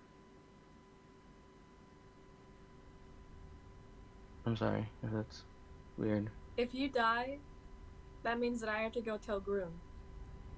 Don't make me do that. Don't want tell that. girl. Just tell him I just went to the farm. He told me that when I was little and it worked. It worked really well. I don't think he's gonna fall for that. Look, I s- we've pulled you back from the brink once, and we'll do it again if it comes to that. As much as I'm itching for a fight, I'm not gonna start one. We're just here to look around. And don't worry, we'll bring you back from the dead if you die. And I'll like walk away. I'll go to the other side. Amabos overhears this and walks to Roy and places her hands on his legs and looks at him. It's okay, Xavier. We'll make it. I don't know why that worked, but now I feel suddenly reassured. The cat does it of all people. Alrighty. Coming back down through the caverns, you actually come across the spot where you and Ronax had that little awkward moment where you almost were burned to cinders, and kind of like, okay, shrug and continue walking. Xavier is so clearly like afraid and awkward in that moment. Like, Like he thinks that he's being a little nonchalant about it, but he's just like basically dead staring at deadpan staring at Vern. Rodax. Um, Yeah. Can I make a perception check? Go ahead. Or Also, is that too meta? Yeah. Is that too meta? No, Um, absolutely go for it. yeah, make a perception check. I will also It's say not like that constant. for the purposes of moving forward, yeah, the your Iron Defender, if we're not in combat, I will In the portable hole. I will assume that it will be in the portable hole because you're making your way upriver by 2 small boats. Yeah, Yeah. I was going to ask about putting him in there before Okay. we got on the boat. Yeah. Yeah. So we're on the same headspace there. Yes, let's like moving forward. We don't need to worry about the logistics and placement and positioning or size of your Iron Defender unless it becomes an absolute necessity. Okay. I'm good with that. I'm good with it. Yes, because I don't want such a prominent class feature of yours to become a hindrance to you. You know what I mean? Mm-hmm. Yeah. Alrighty. So. So 17. by the way, Uh-huh. as we walk, like Ness is going to walk up beside Ness is going to walk up beside Nepenthe and just quietly so no one else can see, just quietly hand her the other heedless kit. Thanks. Nod. 17, Ronax, you notice Xavier being awfully fidgety. And he's like, humming, making noises he shouldn't be making, looking at walls. It's definitely one of those situations where she looks over to him and like he does that thing where he's like,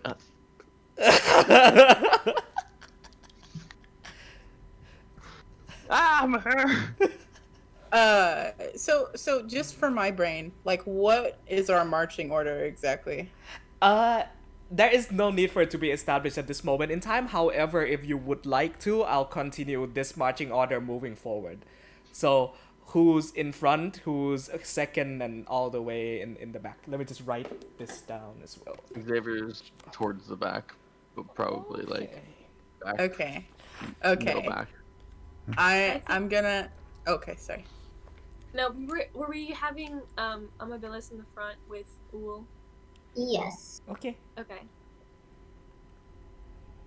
Choo-choo. Ama. Ooh. So sorry, what happened? Sorry, we're establishing marching orders is all. Mm-hmm. I Just 100% want to be because in the I had front. asked. Okay. We'll put you second, yeah, Udrik, because we have your scout werebear in front with Amabilis on his shoulders, scouting up ahead. Oh my god, is he heavy? He is surprisingly quiet for someone of his size. Oh really? Yeah. Okay, that's fine. Cool. Okay. So you'll be Copy. second, Udrik. That's cool. I'm gonna put guidance on myself so Alright. I can have it like Okay. +4 to I'll explain the situation of what's going on here in just a second, but we're just for this I will say you're establishing seating orders. Is what's I happening. thought we were doing stealth rolls. Oh, no, never not mind. yet. Okay. Not yet. No, Not I yet. had just asked for roleplay purposes because Okay. I wanted to say something involved with that, with like placement of everybody. All right, let's I feel just like establish for placement and the- then we'll move this for- along. Yeah. I'm in the front of the rowboat just like this, you know. Mm-hmm. So third. Well, I think Ness and I are probably stuck in the middle. Okay. Let's do I Ness think Ness, first and then Nepenthe, Nepenthe. yeah, Is Yeah. that's that fine? Okay. Okay. And Xavier on X.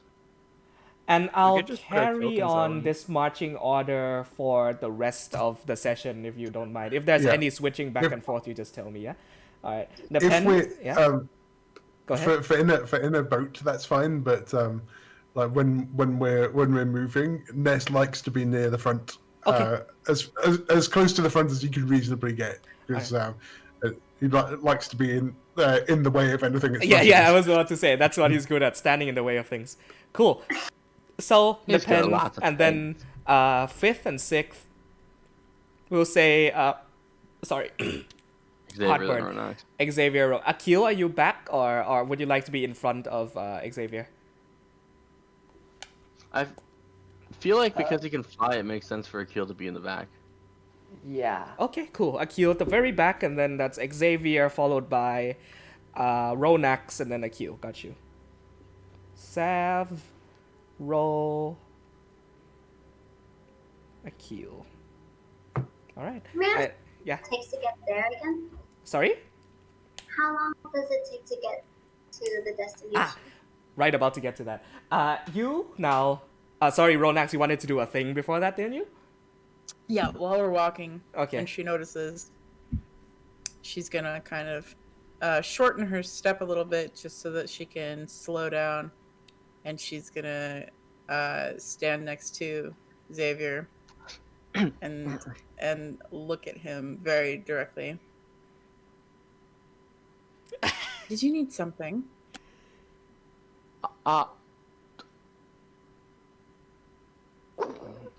If you're concerned about dying, now's the time to say it. Nothing comes to mind. Stuff. Insight check. Deception check, insight check. While this is going on, I will say that you now arrive in front of a river that flows down from a direction. Like you're pretty familiar with this river. It's a river. It's deeper than it looks in the picture that I'm showing you here. And there are two small to medium sized wooden boats with Ul standing in front of the first one with a huge fucking oar that might as well be a warhammer, you know. And he stands leaning against one of the wooden poles of the boat. And as you approach, like this conversation is going on. As far as you're concerned, Ronax, Xavier is just probably yeah. I'll say this. No, I've got rolls aside. He's not. He's kind of transparent in some aspects.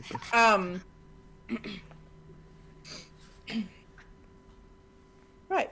Well, if you're absolutely certain, now's the time to say so. Otherwise, I don't know what I believe that we should just... let bygones be bygones, I suppose.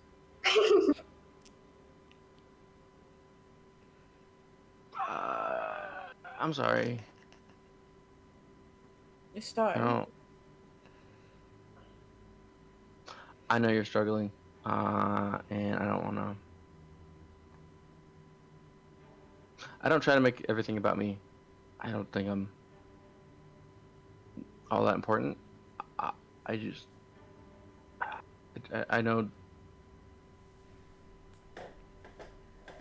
you're your own you, and you have everything going on, and the world doesn't revolve around me, and I thought I knew that, but I don't. Now I don't think that I knew that. I think that my thought before was wrong. What was your thought before? Well, I thought that I thought that doesn't make sense. It makes sense to me. I thought I knew I didn't think the world was all about me. But I think now that I thought that the world did revolve around me without knowing it. Does that make sense? I don't think I make much sense right now. She's gonna put her hand on his shoulder. You're making sense. I understand what you're saying. It's really hard not to have that thought when you live in a massive estate with 4 people. And when pretty much all of them are there to help you. I mean, 2 people were there to serve me, 1 was there to teach me. And then my dad was there sometimes. So, I'm going on about me, aren't I? I think that's the exact opposite of what this... I'm happy to listen. I don't know, I'm just sorry. I don't know. I don't think that the scope of what you know and what you can comprehend is only within the scope of what you know and what you can comprehend. And that might not make a lot of sense, but unless you step outside of of that, unless you step outside of yourself, unless you are willing to take opinions from others, and unless you are willing to take feedback from things and places that aren't necessarily aligning with your thoughts, then you will always only be within the scope of what you know. That's how we learn. That's how we exist. Or at the very least, that's how I exist. That makes things so much more complicated. Why can't I just read it in a book?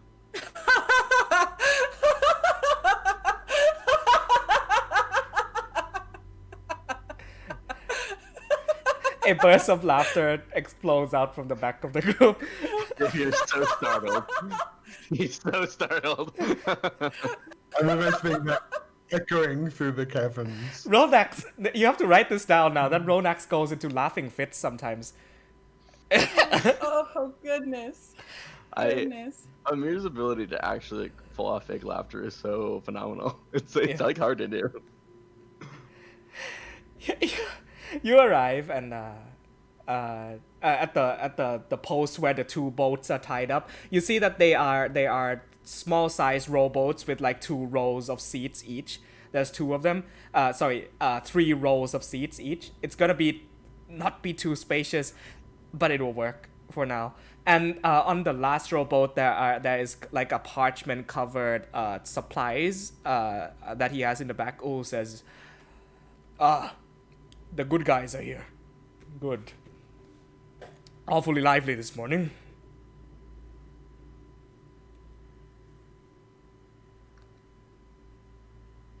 Yeah, we're just, Hi. super excited. I'd have to ask you to keep that excitement down when we start setting off.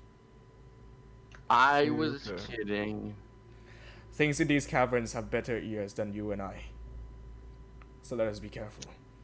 Let me I look at explain Ronax. the road ahead.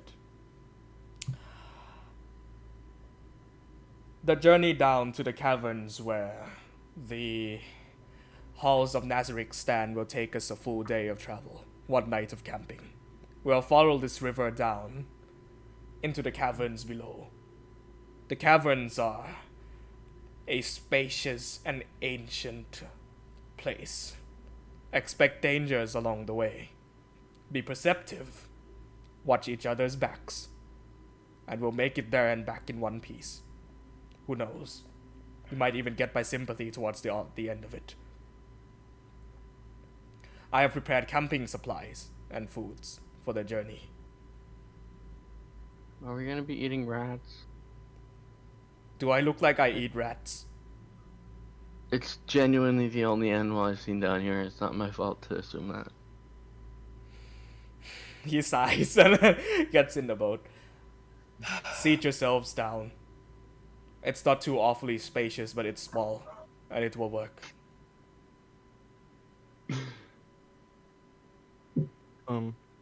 Does the boat have like a little tip going out? Yes. And I wanted to fall. I So have we like have one of 2 those boats, like right? Sorry? We have 2 boats, right? Yes, there are 2 boats, 3 rows of seats each, oars on each of the sides. They are wooden rowboats, basically. And Ul stands. He doesn't sit down. He stands at the front of the first one, holding a lantern in one hand, and with the other hand he has this gigantic oar. And the boats are tethered together in the middle. I want to try to pick up the other gigantic oar. oh. Make a strength check. I want to watch Utrecht fucking man the helm of this boat. It's like a 10 kilogram like weight. Like it,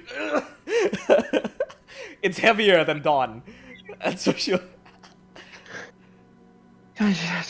Don't pull out your shoulders, kid. Wow. I'll just take it back. Big one. Sorry, go ahead. I'm gonna put the lantern revealing in the front. I have like one of those like nails that you put on Okay. the wall, like when you're climbing. I want to put that because it has like a little hook, and I'm gonna put it inside the hook so it doesn't fall. Okay. I'll just put it in the front and I'll open it. That way it just shines 20 feet around, so just in case there's something invisible. Good to know. Good to know. Yeah. He and then I'll says, grab one of the oars and push with him. smart. He puts his lantern down and now uses both hands to row. He looks at you, Ness, and says, big one. Yeah, Can you take the other stick? yeah, I got it. Or And then I look at him to see what he's gonna do with this stick. You see, he now says, are we ready to set off? I'm not returning for anything. No. you don't have anyone here? Just you and me. And all of us. But yeah, we're good.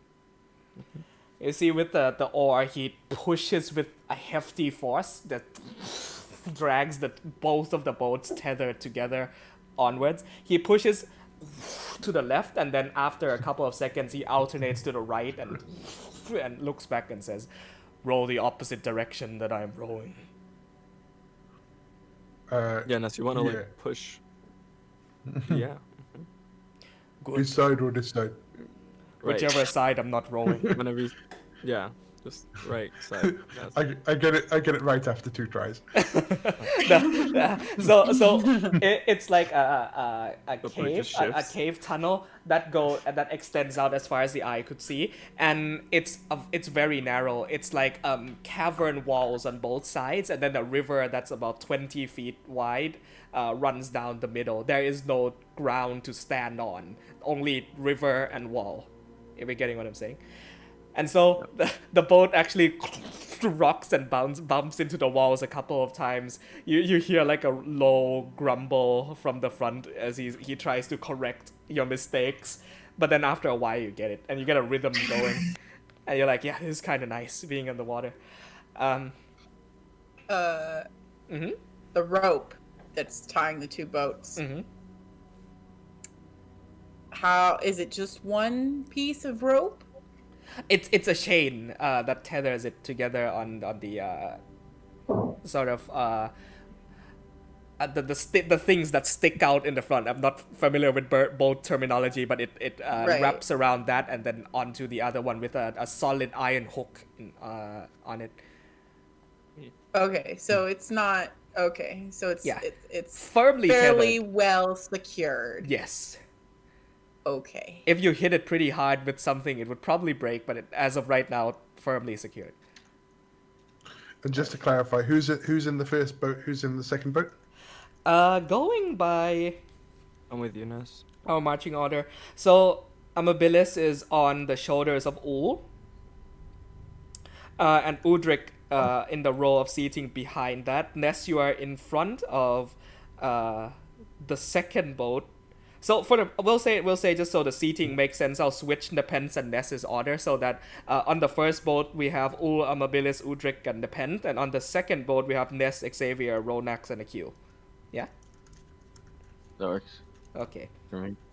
Before we head off, I'm gonna just turn to Amabilis and pull out a little leather pouch and say, I don't know if it's gonna be incredibly useful, but pick this back up. I picked this up in Slumberlock, and I don't know if you're gonna be ahead of everyone.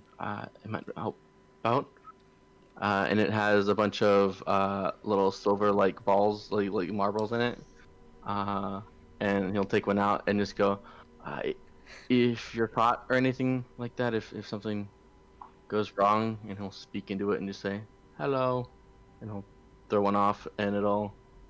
I think that's how this works. Correct Yeah. me if I'm wrong, right? Yes. It actually no. It just makes a beeping noise if I remember correctly. I thought the gnome yelled into it and then threw it. And did Yes. something, didn't he? That's what he did. So you say hello, and then you toss the metal ball. It clatters against a little bit of the stone on the wall, and you hear Xavier's voice echoes back out. Hello. Hello. So cool. Hello. I feel like if we're gonna be in a maze, it might help. So I'll give that to you. It's called a sound ball, Zach. I'm so sorry. I'm so sorry. We are fully mature and capable adults. I'm so sorry. Yes, we are. Oh, thank you so much, David. Ness is the only one on the two boats not laughing.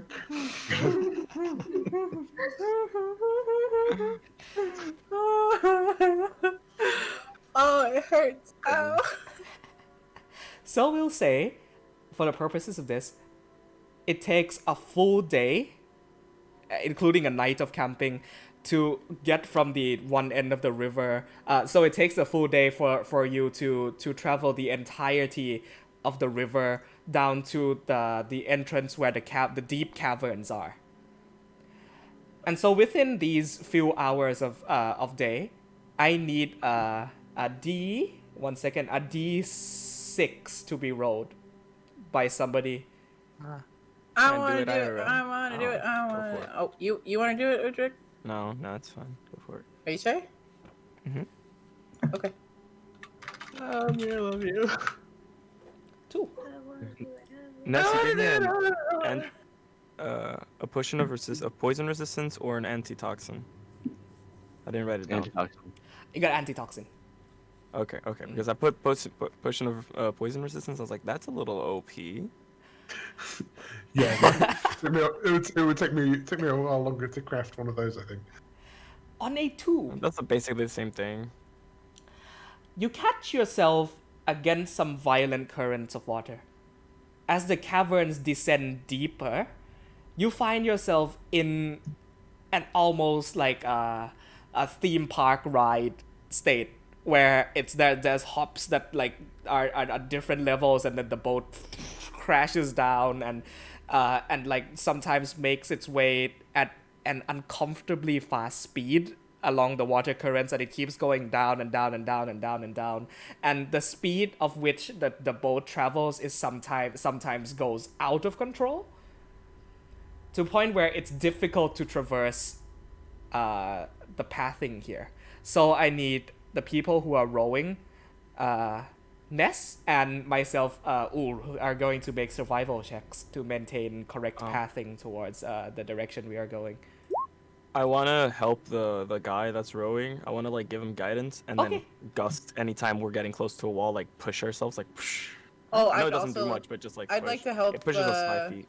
Joe as well. I'd like Okay, to help. so roll again with advantage, just in case you get a natty.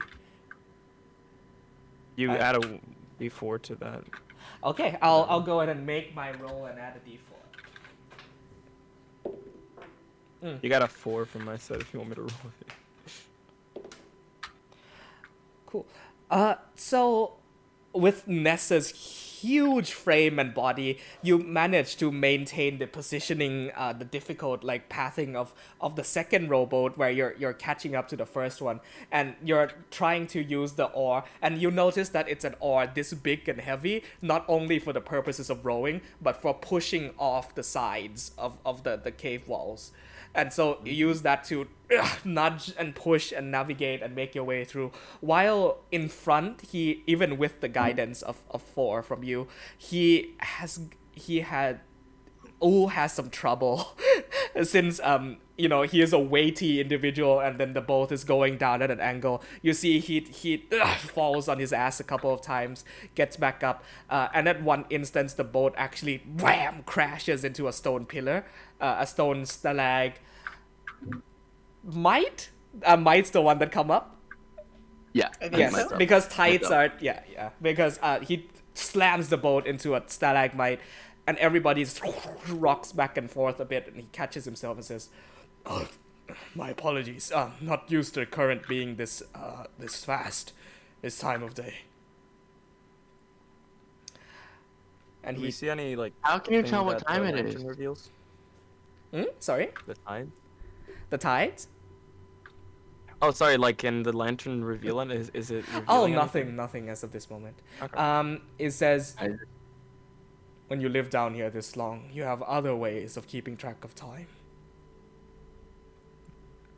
That was vague and unhelpful. You could tell with the tides what time it is usually, depending. This river runs Really? down from one of the major lakes in the Sun Cove. Okay. I try to look for a way of telling time. Make a. What would this be? I'm I balancing feel like this would be a 100% survival check. Yeah. 100%. Of the few instances to utilize a survival check, this would be the time. Make a survival check. Imitus is gonna help me. Looking at the water. 13. You have no idea. Anyway, pushing forth now into maybe your 4th hour of journeying through. Another d6 to be rolled by somebody from the table. I'll do it. Okay. Roll it. I got a 6. Mm-hmm. Oh, you were rolling it. Never mind. All right. Oh, my bad. We'll go with Royce first for now. I got another 2. Can you roll again for me? Or do you want to go Yes, with Udric's with 6? Oh. Your call. Since you rolled first. Let's go, Rudrick. Let's go, Sam. Okay. Oh no, I hope the 6 isn't the bad one. So you get Yeah. goblins. 6, you get ambushed and die. Yeah, It's right? over. Rocks fall off Fuck. Rondes. 6. A Tarrasque is summoned.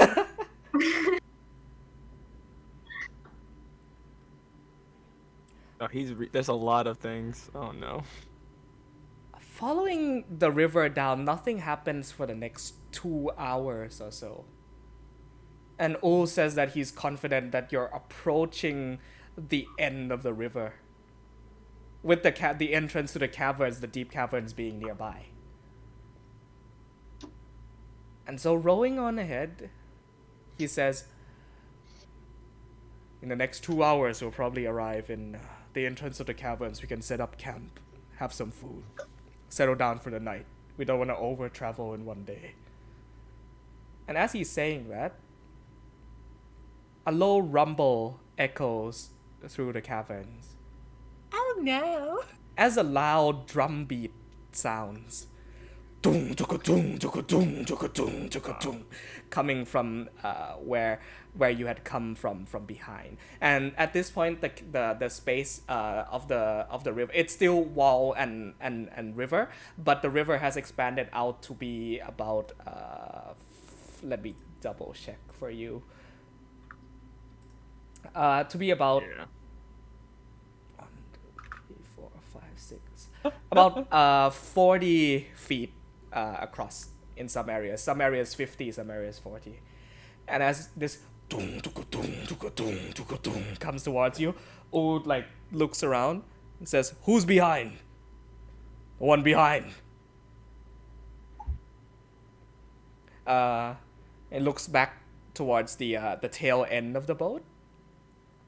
Akio, I need you to make a perception check. Scarios. Okay, but can somebody roll for me, please? Oh yeah. Tell you what, I'll give your cheat control over to Sam, and he can do that for you. Akil and edit. And combat. you are controlled by Samuel. You just call me Samuel? Yes. Oh boy. There you go. 6. The ever wonderful number of 6. Yikers. Oh no. Oh no. Perception check. Yeah, I'm reloading because that thing didn't. Mhm.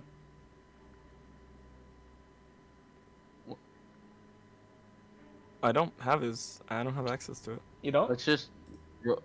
Should we just roll d20 at his modifier? What's his modifier already? Yeah, what's his modifier? Double checking. Because he rolled a 10. Plus I whatever that- think His I mod think his I is have pretty it. high. It's like 5, right? perception is I have plus ex- 9. He has expertise. What the Holy fuck? shit, dude. Okay. 19. Alright. Fuck, He dude. multi-classed into rogue. Nice job. Nice fucking job. So, Yay. with a 19 in perception, you look with your dark vision. You concentrate your eyes and look back down towards where the water is flowing down from. And throughout the ways you've noticed, like several paths have intersected into this main river, And this drum beat keeps getting tung, tuka, tung, tuka, tung, tuka, tung, and it gets louder and louder and louder. And you hear a violent splashing of water, followed by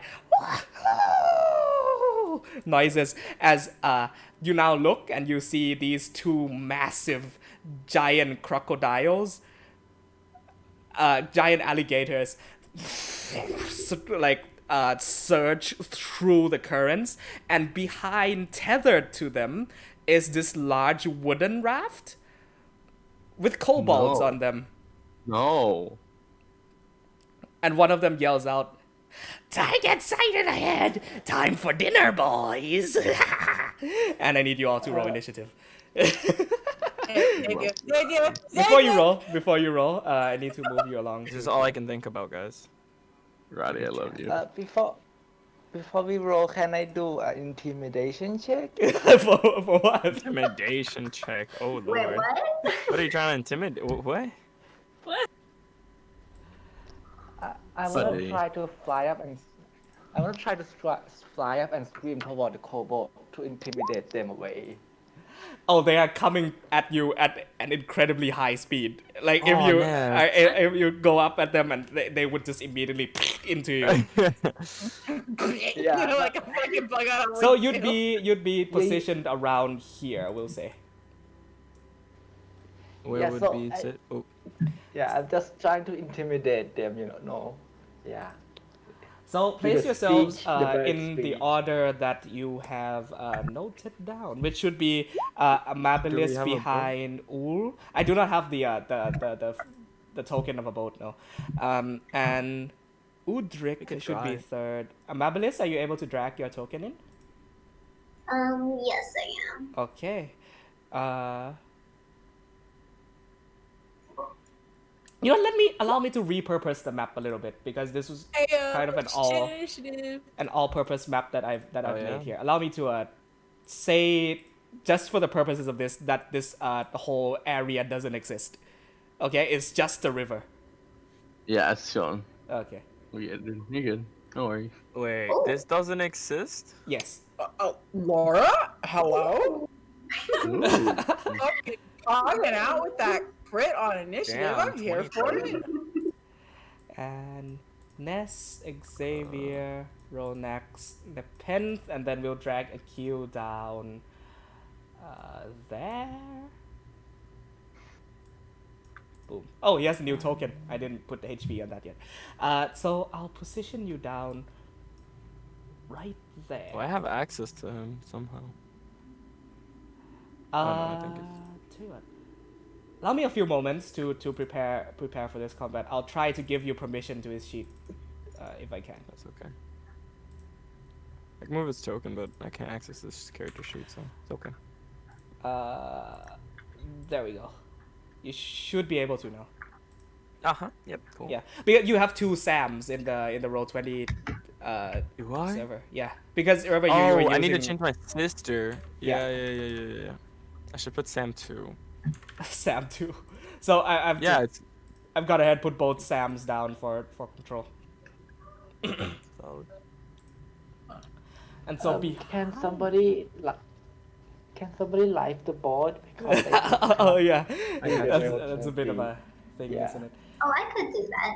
Okay. Thanks. I don't know if you can see it though. Let me put down a couple of things here, if you don't mind. Just give me a moment. Can you see it? Or is it just black? Down. It is loading right now.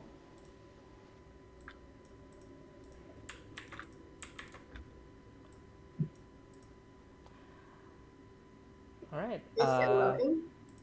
Then two of these.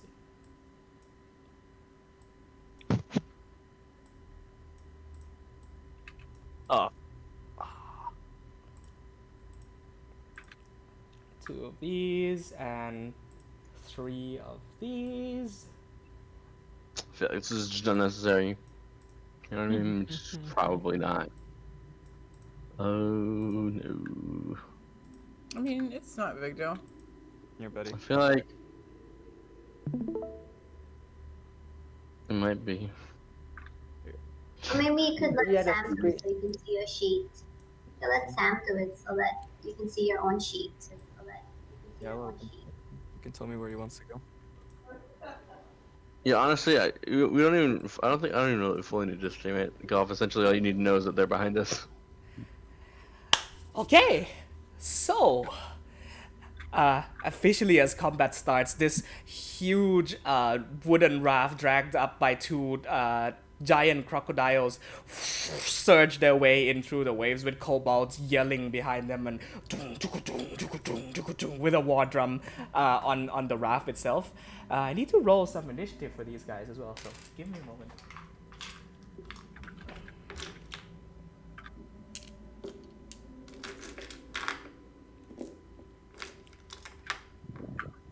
How many dice you rolling? No, I'm just taking my dice out of my tray right now. Okay. Alright, so 4 total. Just trying to freak you out. This is such a cool combat idea, right? I stole it from Goblin Slayer. Oh no. Yikes. 16. I'm so here for these fucking crocodiles, though. And those are absolute crocodiles on that token. Roddy, can I make rectangles for what the boats are looking like? Yes, sure, go ahead. And for these guys, How many? If I just do like, you want them to be like 6 squares? Boys, or yeah, they could be Could be- that size. Yeah, about that is right. And we should probably move, if there's 2 different boats, shouldn't we move the people up one so that it's like this? So, this guy.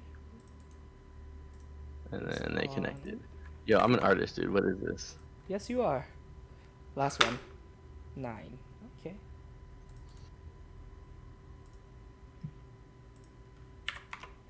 All right. Let me just get a few things up, and because I basically have a few encounters prepared and just tokens available, not like pre-readily made maps, just depending on what situation arises. We'll put on some music here. Yeah. Okay. Making sure I'm not double playing something again. There we go. Okay. And then for these guys. Sam, did you roll for my initiative? oh no, I did not. Thank you, buddy. Oh shit, 23. Okay. There you go. What's the tiebreaker? Actually, Unless he crit, then Amabel's is first. That's how crits work with initiative. Yes. As far as I understand it. only for attacks, and that's about it. Crits just make it like you just have a natural 20. That's why we have the divider. So she got a 16 and I got an 18. You got it. Well, no, I like I said, I was under the impression that because it was a nat 20, it automatically put it above. Oh yeah. everybody else. That's what it does. Yes. Even if you got same score. Unless Amabilis would like Akil to go first, which is totally viable for you. Yes, that's fine with me. Okay, Akil, you're going first then. In that order. Alrighty, so start of combat. Akil, you are tail end of the boat. About Yes. 15 feet behind you, these massive crocodiles have started crawling their way down the river. What do you do?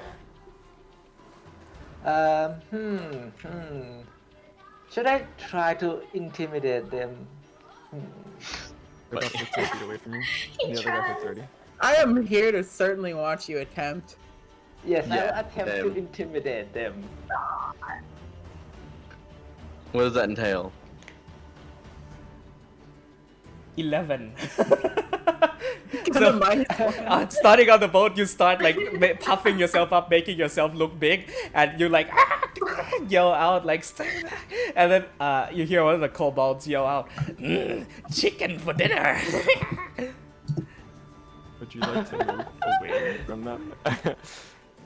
Yes, I would like to fly away from that. I think about 30 feet, 40 feet away. Okay. You would 40 be feet. past us. Like to Yeah, the other boat, you want to go because straight? No, because the boat is moving, right? So I have to move Mhm. to in case of the boat as well. 50 feet.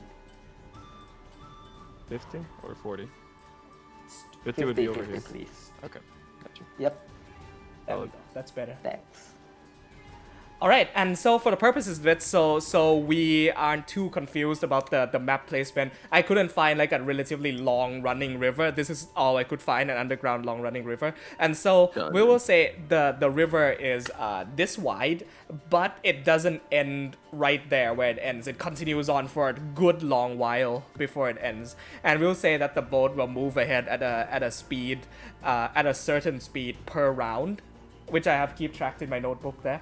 And the people who are in control of rowing the boat can also use their action to make it go twice as fast on that round.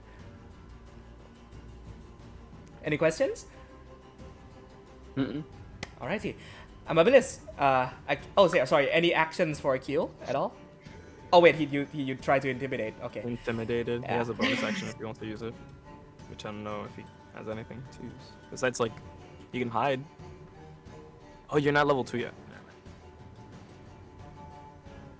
I can try to use Kinsey shot. Yeah. Alright. What is that? What are you trying to use? No, it's nothing. Just skip it. Oh, okay. Okay, cool. That's it for my turn. Amabilis. Does the enemy notice me due to my size? They notice the boats. They don't notice you specifically unless you like they notice the group as a whole is what I'm saying. Yeah. Oh, okay. I like to use short bow and hit this one. Okay, roll to hit.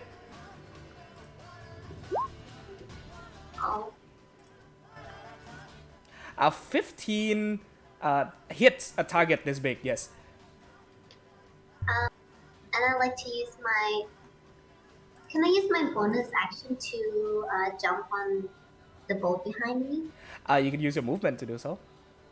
Oh, okay. Then I'll do that. Okay, so you use your movement, move up to any number of feet that you'd like to move your token along there, pull out your short bow, like hop, and land in front of the small boat behind you. Take out your short bow, let's loose an arrow. It lands into the back hide of this croc, dealing a bit of damage. Yeah. And that's the end of her turn. All right. Udrik. Yeah. So, are they keeping pace with us? Right? They're like, They're moving a little faster. okay. Are they on a boat? They're on a wooden raft. On a wooden raft. This Cool. huge fucking like, you know. Yeah. So, I'm gonna jump over and try to get as far as I can with my movement, which should probably just be 15. Okay. So I'm gonna get right where Ronex is at, and then from there I'm gonna jump out and fly up about 10 feet up, and Alright. then move up to. Well, I'll stay there for a second, and then I'm gonna use. I have a clear sight of the boat. Yes, you do. Wrong sheet. I wanna use Firebolt and Okay. shoot at the boat. All right. I should have boat HP prepared here somewhere. Yes, I do. All right, roll to hit. Cool. Don't miss. 26 and 7 damage. Okay. I think at level 2 it does something else. Oh, it just increases the damage. All right, got you. So you take out the firebolt and hurl it towards the wooden raft. It lands. A pillar of it lights on fire, and one of the kobolds go and scrambles towards it. Yeah, and then I'll move with the boat over here. Last 20 feet. That way I'm not behind. Alrighty. I wanna keep with the boat. The boat will move ahead about 15 feet at the start of each round. Yeah. Okay. Just yeah, so so I'll you're just aware. like wait, and then I already moved 10, so it'll just be 5 ahead. All right. Nepenthe. Okay, dokie.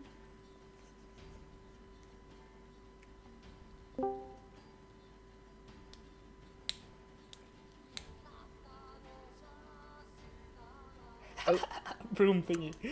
I was trying to close it. I'm sorry. I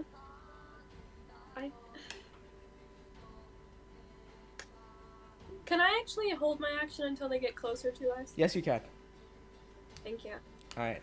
So you're holding a greatsword? No, the axe attack?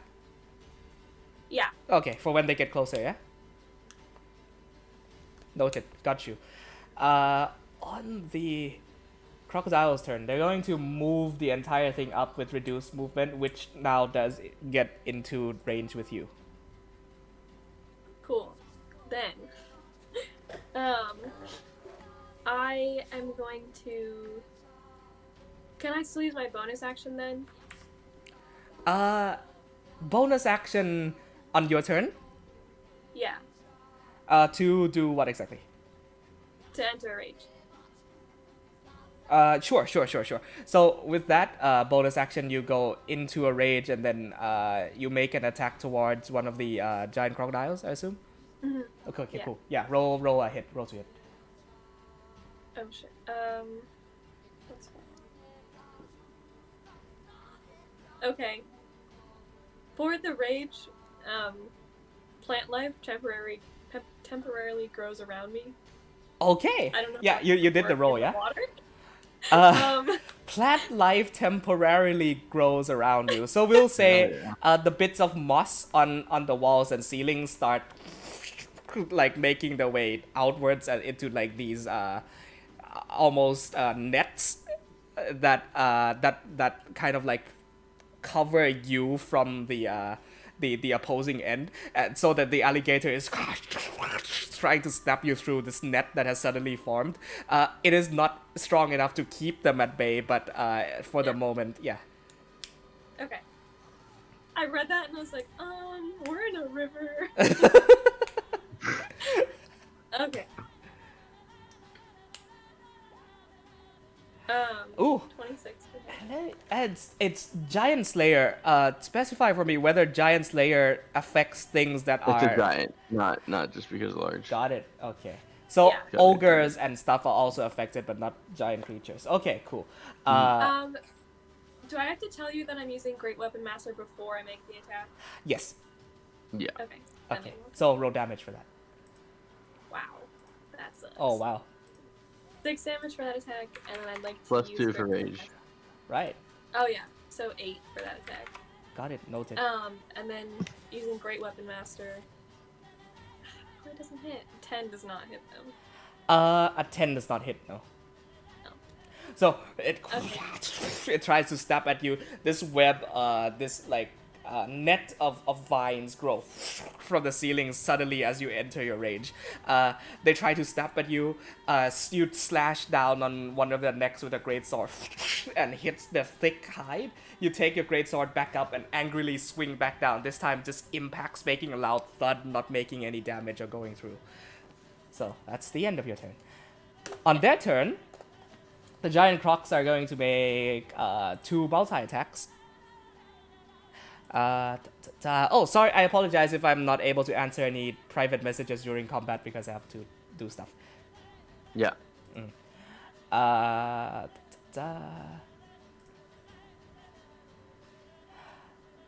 Okay, they can only make bite attacks because their tail is nowhere fucking near you. So both of the crocs are going to make bite attacks. One's gonna go towards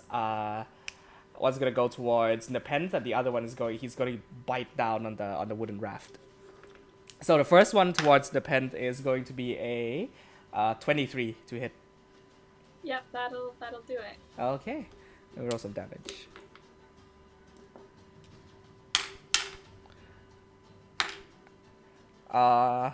You take 19 points of damage, and I need you to make a. Oh, okay. So, automatically, as it clamps its jaws down on you, you take 19 points of damage, and you are grappled. Is it? I'm grappled either way, but is it? What kind of damage is it? It's piercing damage, so halved. and you can attempt on your turn to escape from the grapple, but you watch as this like giant crocodile takes its giant maw, and from right beside you, from right behind Xavier and Ronax, just snatches her up and into its jaws and drags you out of the boat. Sick. The other one makes its attack against the boat, which hits. It's gonna deal a total of okay. It clamps down on the boat, crushing some bits and pieces of wood go flying. You look behind you, shrapnel of wood goes flying past, and the boat is slightly damaged, but not to the point of Is that breaking. my boat or the other boat? The boat Black boat, behind, sorry. yeah, the back boat. Yeah. Alrighty. Is it on Nepen's side or Xavier's side? On Xavier's side. Ah! Alright, Xavier, your go. I think he's just frantically swinging Dawn. Okay. I'm gonna start with a flame blade. I will light up Dawn and just like start stabbing into the water frantically. Okay. This is towards the croc, yeah? Yeah. So towards this dude.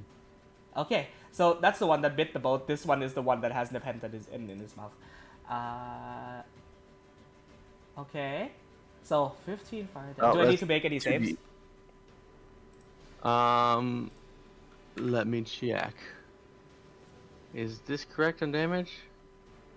I would assume so. I think it is, isn't it? Yeah.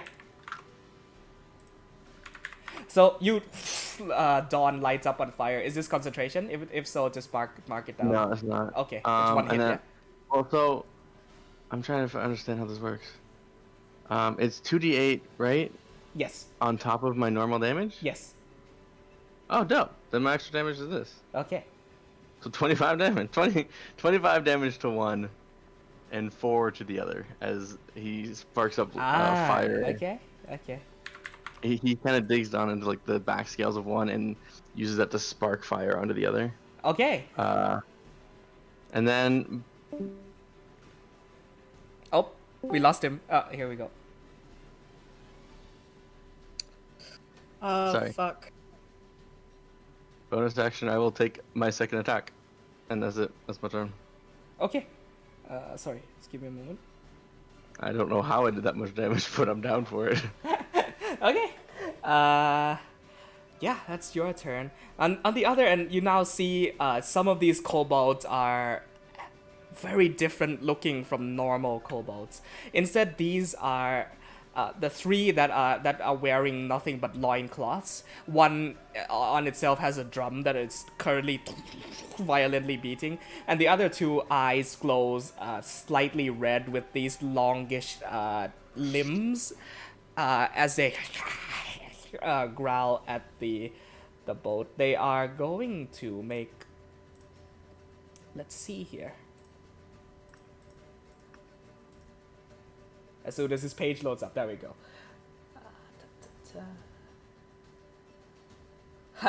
They have no range attacks. Fuck me, they have no range attacks. So instead, they are going to try and. You can make one up, dude. Yes. If you think They don't are have going- ranged attacks on a boat. Yeah, they're going to jump over two of their friends, land on top of the giant crocodile, and stand firmly with their feet down. Actually, they should make it up to there. Sorry, I'll do place. they climb the crocodiles onto our boat? They are on the crocodiles, but not onto your boat just yet. And this one is gonna stay behind and beat the drums. Which we will say is bardic inspiration to this first one up here. Which will now take a bite attack towards Xavier with an added d6. Ooh, that's a high roll. The bite attack is plus a d6. 23 to hit. That will hit. Okay. You take. Okay. Plus.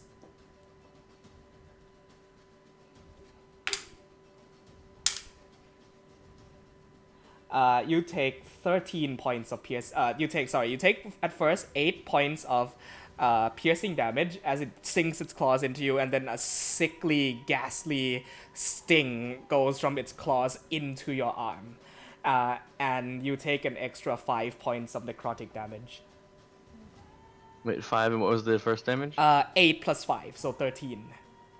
Oh, Jesus Christ. As it chomps down violently on your arms, like like dragging and swishing. I take the first hit and I'm like, I try to like make it look like I don't hurt, and then the necrotic hurts me, and I'm like, oh. It looks to the other one. This one's blood tastes strange, and the other one is going to let me have a taste, and it bites down with an 18 to hit. I will shield that out. Okay, so second one. What do you do with Dawn to put the shield up? I just stick. Oh, he just sticks.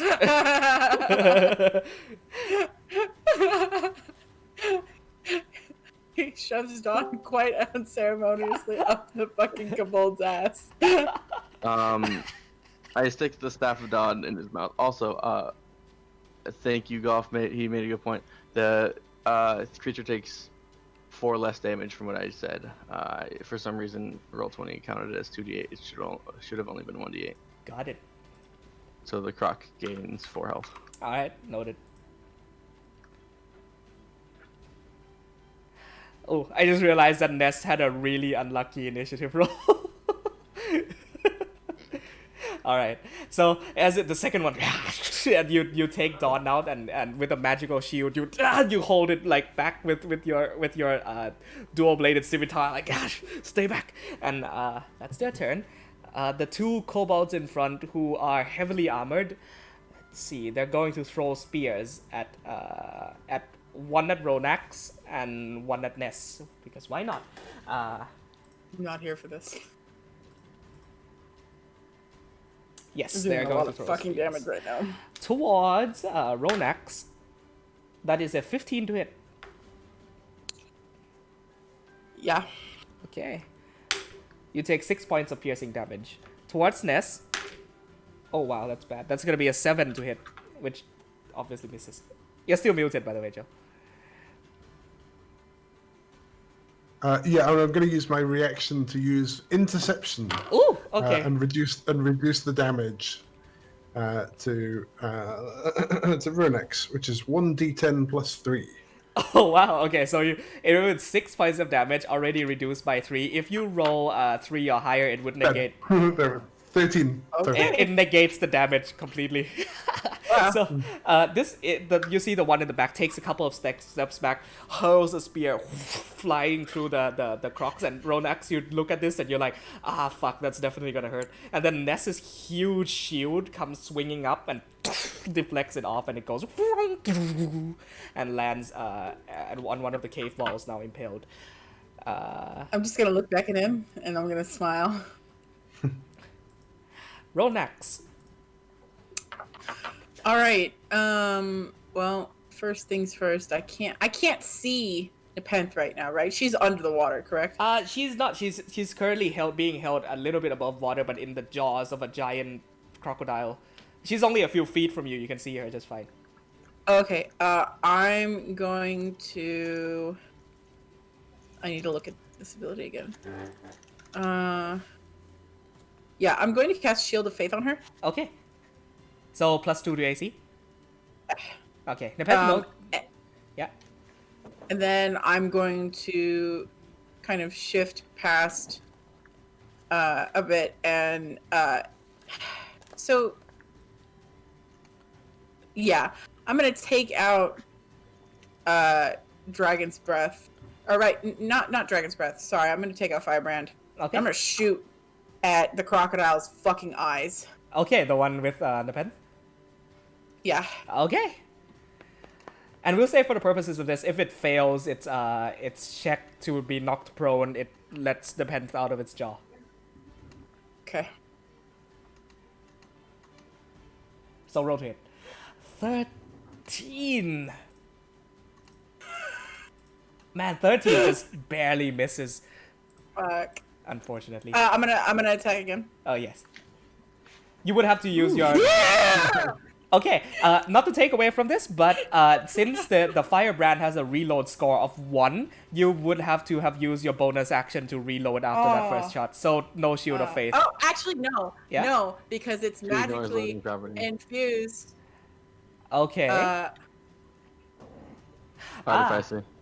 If you load no ammunition in this weapon, it produces its own. Okay, so you just ignore reload. That's basically, yeah, true. Okay, no problem. So everything goes as planned. You take your first shot out and you aim for the face. You fire, and in that moment, the crocodile submerges its head beneath the water, which scatters the shot a little bit. But then you're like, ugh.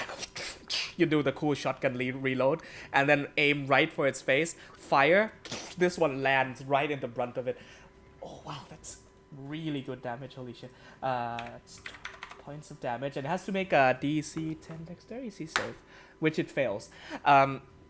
So you take out your shotgun, shoot it right in the center of the face, which unhinges its jaw to the point where Nepenthe is able to make her way out of the jaw, and it is prone as far as prone can be on a crocodile. I would appreciate it if you would let go of my friend. So, am I able to like grab onto the side of the crocodile, or am I being left behind in the river? You haven't used your reaction, so. Can I use my reaction to kind of extend Dawn so she can grab onto the staff aspect of it? Yeah, well, I'll subtract both of your reactions then at that point. I need Ronax to make athletics or acrobatics, your choice. No, not Ronax, Nepenthe. Make acrobatics or athletics, your choice.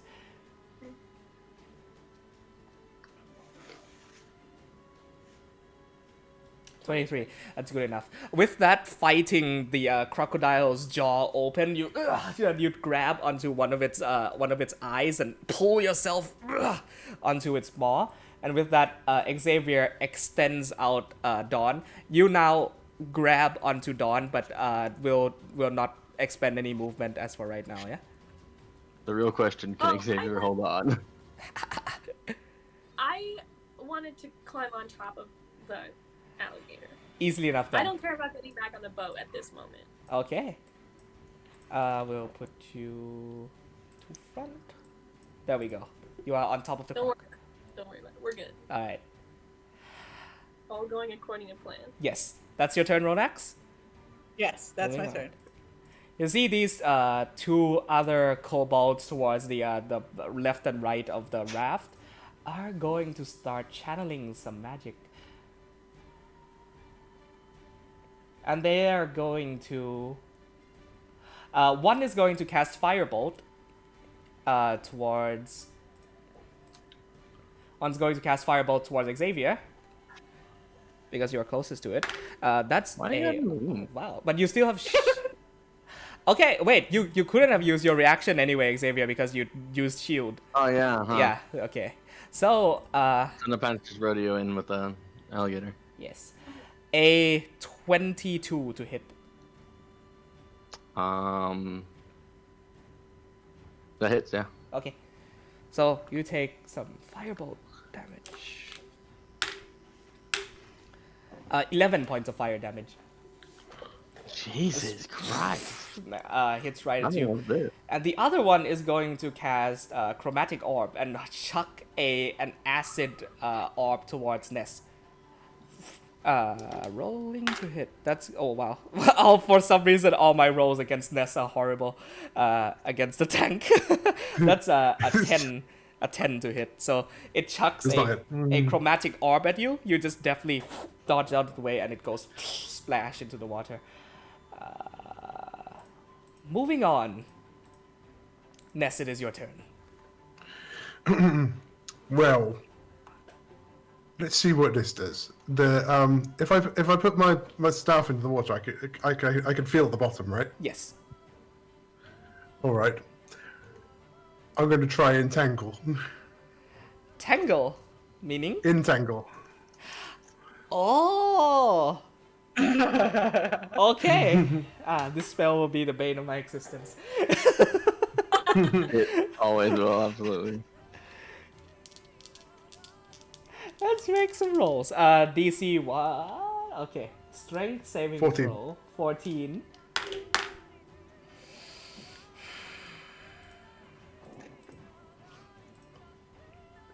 If you couldn't tell from my side, they both failed.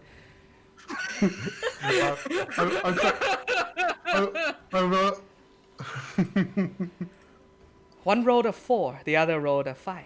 I will say, for Roddy's sake, as a DM, I feel like it would be fair to give them advantage on the roll, considering it's coming from the water. Hey, nah, it's all cool. But it's up to you. It's all cool. They have a +5 to love strength. They'll eventually free themselves. Yeah. So, and strictly speaking, that covers this area. So it's up to you whether that does anything to the raft or the kobolds on it. Ooh! I will say the entangle, since a raft is a relatively very large object. A first level spell wouldn't necessarily be able to affect it, but the crocodiles definitely. Cool. You good with that? Yeah. All right. Anything else?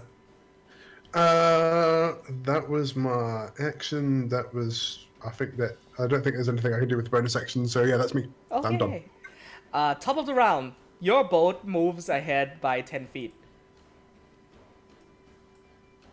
Actually, 15, right? We established that it was 15.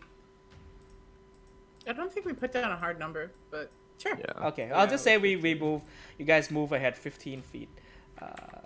3, 4. Well, so logistically, I feel like movement is in 5e wouldn't really explain what's going on. Wouldn't they would kind of just be moving together, right? Yes, and the raft would also move forward if not for the fact that the crocodiles are entangled. So. Oh yeah. Yeah. Right. And so the boat moves forward, and currently on top of a vine entangled crocodile is Nepenthe. Being left behind. Akil, it is your turn, top of the round. You'll get your reactions back.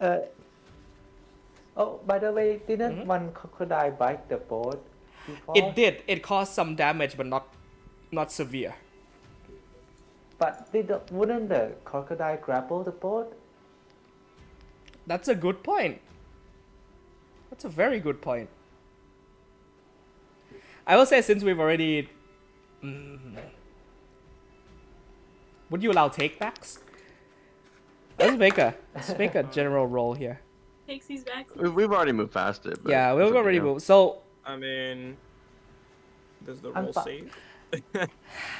a boat. How much does a stationary object have as a saving throw modifier? I rolled a 15, so Would that save? a 15. It probably would have saved that. Either way. Just to see if they get purchased. A 15 does not save. Oh, then we're stuck. Yes, you are. So let's take all of that back, just for a moment, and say that you are unable to move forward for the round because one of the crocodiles has its teeth sinked into the boat. There we go. Okay. Okay, Akil, Oh no. it's your turn. Okay, I'm still in the same place, so I will use my bonus action to use Kensei shot. Yeah. Okay, can say shot. It will gives me the 1d4 extra damage. Okay, This thing. and then you make a shot with your... Just- Cool. No, you just put the check mark on it. There's a box. Let's take the Oh, box. okay. Alright. Yeah. What are you shooting with? And I'm gonna shoot with my longbow, but I will shoot to the one that Nepenthe. Nepenthe was on. Yeah. Okay. You get advantage on this. Do I get sneak attack as well? Wait.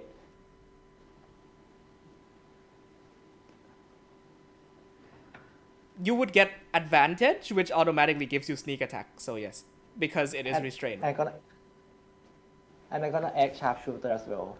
Okay. So Sam, if you would. Ungo? Oh, it's advantage. Sorry. It's also bow, not sword.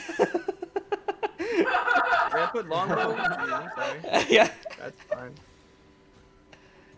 I shoot it with my long sword. I mean, hey, you could throw a sword. It's man. Man, it was a nat 20, but it's the wrong weapon. 12 misses, man. No. Yeah. I'm sorry. Oh, no, Yeah, that's 12 bad. misses. Yeah, nothing can be done. That's your turn then? Yes. Still pretty fun. Okay, Amabilis. Is it possible that a Mavericks can jump to the like from from here to there? What's your strength score? Like the modifier? The score. 13. 13. The strength usually round up, I would say so. No, it rounds down, so no, you're only able to jump 10 feet, so not onto the wall. Even if you did, it's like stalagmites coming up, and it's difficult to maintain footing anyway. Oh, okay. Mm-hmm. Then Mavis is gonna move forward next to Saber and attack Okay. the thingy Kobold? with her rapier. Okay, kobold or crocodile? The crocodile. Okay, you get advantage on this because it is restrained. Oh, right. Uh-huh. Do I roll again? Yes, and roll your sneak attack as well.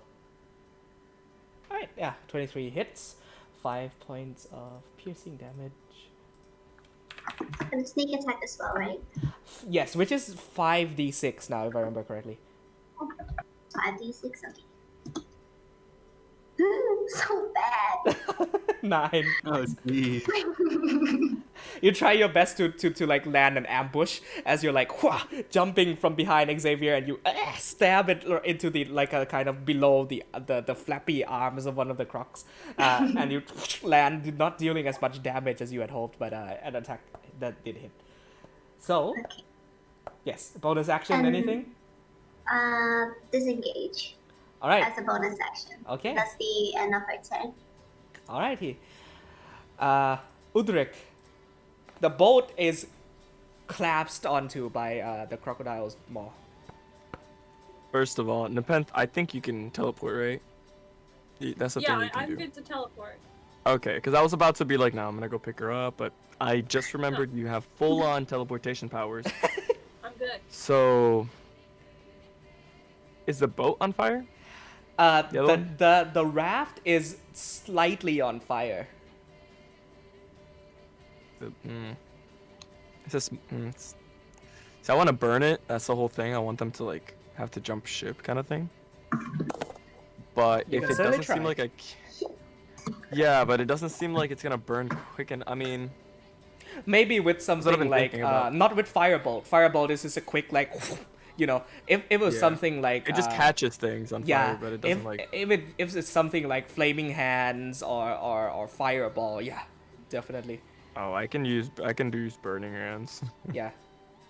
I That have would that. definitely get it lit on fire. Actually, I have that. Yeah, wait. How far are they? Radius cone. Because burning hands is literally a flamethrower, like, you know. Oh wait. I'm gonna fly above Nepenthe. Okay. And I'm gonna use it. It's gonna hit everything in front of me. The crocodile. Yes, it will. and Time the- to roll some deck and the- saves. but it's not on Nepenthe. Like she's up underneath me, so everything goes in front of me. I the think boat. disadvantage on those crocs because they're restrained. Yes, they are. But there is also a chance that the fire will burn away the vines because I'm a cool DM like that. The dice giveth, the dice taketh away. Alright. Okay, so for the crocs. 18 Yeah. saves. Disadvantage though. So 11 does not save. Misses. They have to get a 9. 16.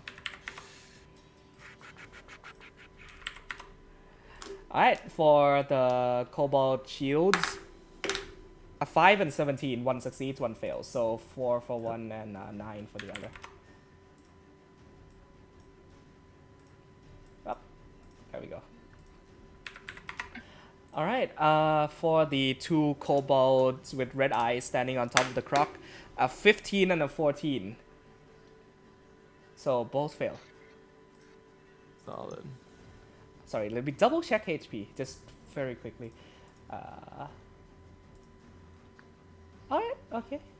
I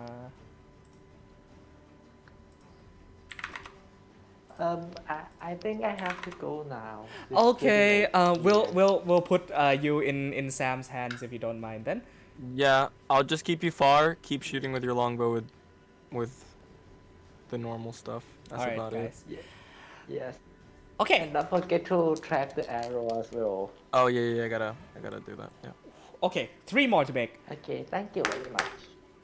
Fail, fail, fail, success. Okay, last one at the very end there fails. No, succeeds. The rest fail. So just give me a moment here to deduct some HP here. Okay. And okay.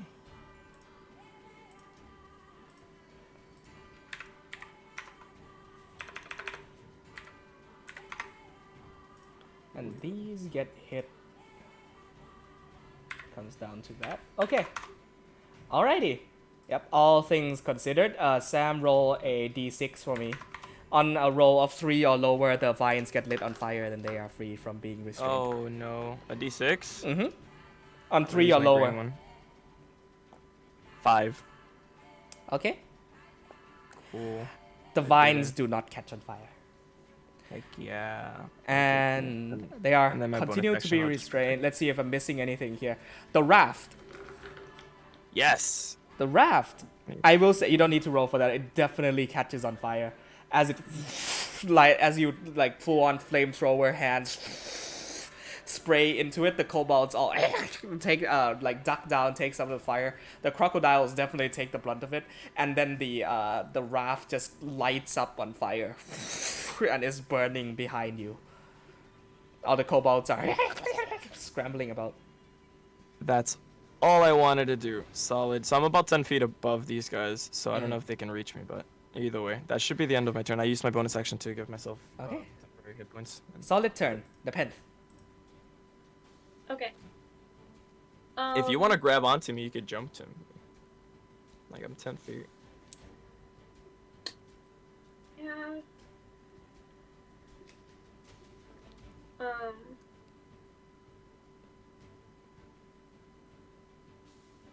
Things on fire.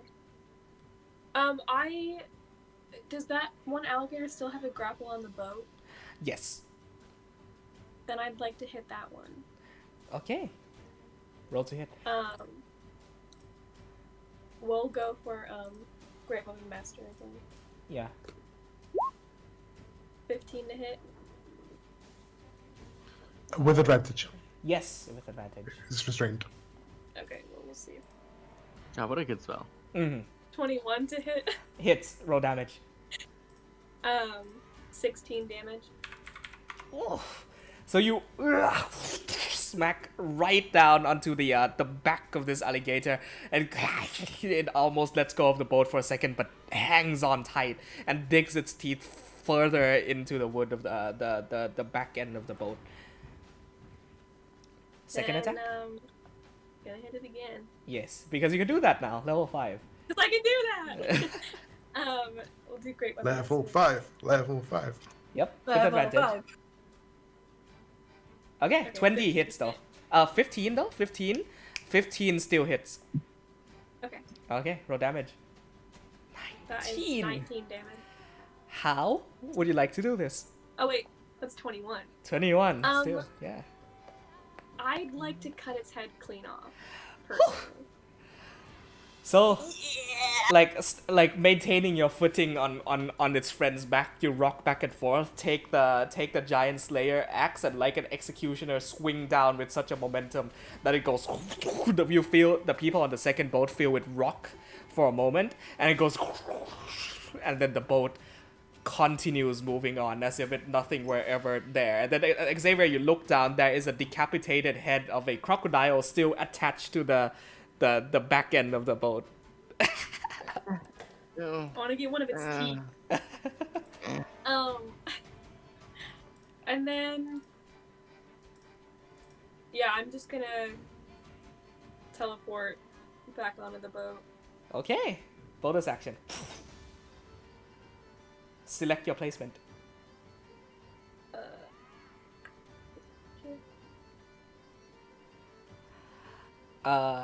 This giant croc is going to attempt to free itself.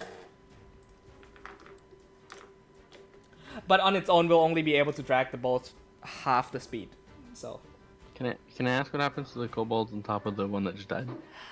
they are on top of the body, which is slowly sinking into the water. Fair. Panicking. Let's. Okay, strength save. Of how much, Ness? I got exactly a 15. It's a strength check, if that makes any difference. Okay, does not. Okay, DC was 14. It got 15, so it frees itself from being restrained. See, I told you it would free All itself. right.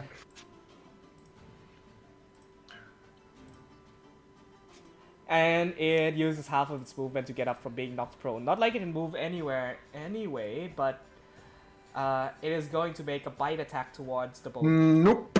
It's not going to do that because it's used its action to free itself. Fuck! Yeah! It's going to just thrash around angrily, I guess. Xavier, this is your turn.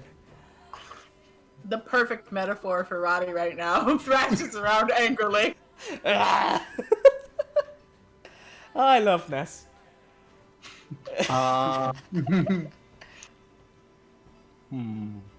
So I didn't blade sing because I feel like it makes sense that blade sing is very difficult in. On a boat? Yeah. Yeah. So I'm just gonna green flame fade these kobolds. Yeah, I'll do that. 22, and then a bonus action. 17. Yes, both hits, yes. First one does 11 plus 2, and then it does 12 damage to the one next to him. That's some good damage, holy shit. And I thought the crocodiles were beefy. So because he can't do all of like the like form and like majestic aspect, like the elegant aspect of his fighting, he just kind of has down in both hands and is just kind of using it like a spear and just going like, no, like spear fishing. Yeah. You gotta feel good pokes in. Yeah. So yeah, 13 damage to one, 12 to the other, and then the one that took 13 damage will take an additional 5 from a second attack. There's only one left anyway, the other one is dead. Dope. Okay. So he takes 5 damage, whoever is left. Cool, he is looking hurt. On these kobolds' turn, they are going to scramble and jump. Can they jump that far? Oh man, so in my head, it would make sense for them to be like jumping and then hanging onto the boat, but then would they be able to bite you from that? Yeah, okay, I'm the DM, I can call it. They're going to jump off the crocodile's dead body with both their hands hang on to the boat and reach up and try and snap at Xavier and Ness. So once again, one bite goes towards each of you. One's a natural one. God, Roddy, you really just not having a good time. I know, right? What's a natural one? It does not hit.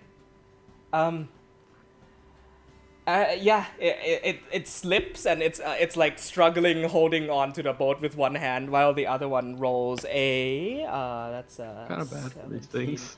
Plus. Hold on. Oh wow, that's a 23 to hit Ness. That does hit. Okay. The second one rolled really well. So you're going to take first 7 points of piercing damage, followed by 6 points of necrotic damage. So 7 plus 6, 13 damage in total from that as it sinks its teeth into your ankle. As it's dinner's getting away. Dinner's getting away. Yep, that's them. The 2 dragon spears dragon shields who are on the boat are going to look around. Get off the boat! And are going to abandon ship and jump into the water.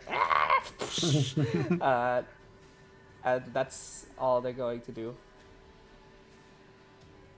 The one on the drums, who has been like kind of in a mood at this point, hasn't been doing anything but just violently going at the war drums. Like looks up, looks around, and is like, ah fuck, and like kicks the war drum into the ground, into the water behind there, and actually jumps off the boat and hangs on to the drum like a floaty.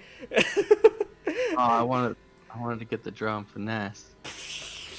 Is currently like in the water, slowly drifting off, and says, "We'll get them next time." Rodax, it's your turn. I'm gonna reload my gun the normal way.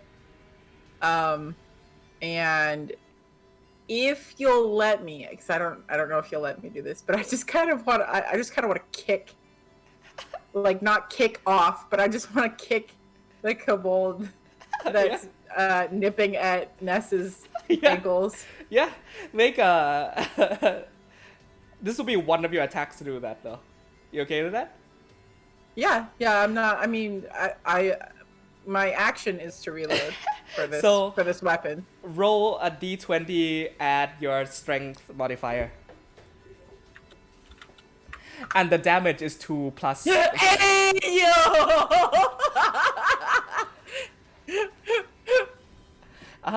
You stomp down.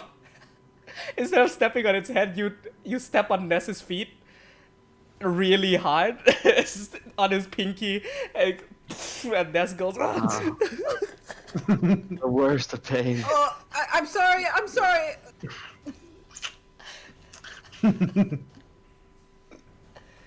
Yeah. And that's all I. Yeah, that's your turn. Okay. On the scaled sorcerer's turns, they're going to be like, "Why are you already? We're not going down without a fight." And they're going to cast. One is going to cast Chromatic Orb using its last spell slot, fling it towards. Let's see. Nepenthe. It's going to chuck an acid ball at you for 17 to hit. Hits. Okay. Is that with the +2? Yes. Yeah. Ah. I don't have good AC. You I'm take sorry. 8 points of acid damage as a chromatic like ball of acid just goes slams into your shoulders, and it singes and burns. It is not halved because it is magical. And the other one is going to send 3 scorching rays towards, let's say, 2 towards Xavier, 1 towards Ness. Scorching rays, 2 towards Xavier. That's going to be a 14 and an 8. Nope.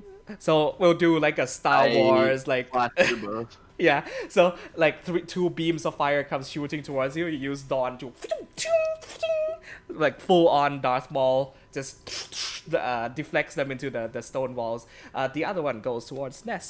That is a 16 to hit. No, because you now have half plate. That's their turn. Well, my AC's actually gone down by 1. Oh, I have really? disadvantage on stealth. Yeah. Okay, they're going to move up and clump together away from the flames, and that's going to be their turn. Ness. Alrighty. I am going to hit the crocodile. So you see, so Ness is kind of swaying from side to side with this quarterstaff, and he seems to have become sort of more nimble. And he swings out with 2 quick strikes at this crocodile. It's kind of like a tree branch swaying in a storm. Oh, okay. There's a 14 to hit the first time. The 14 on a kobold.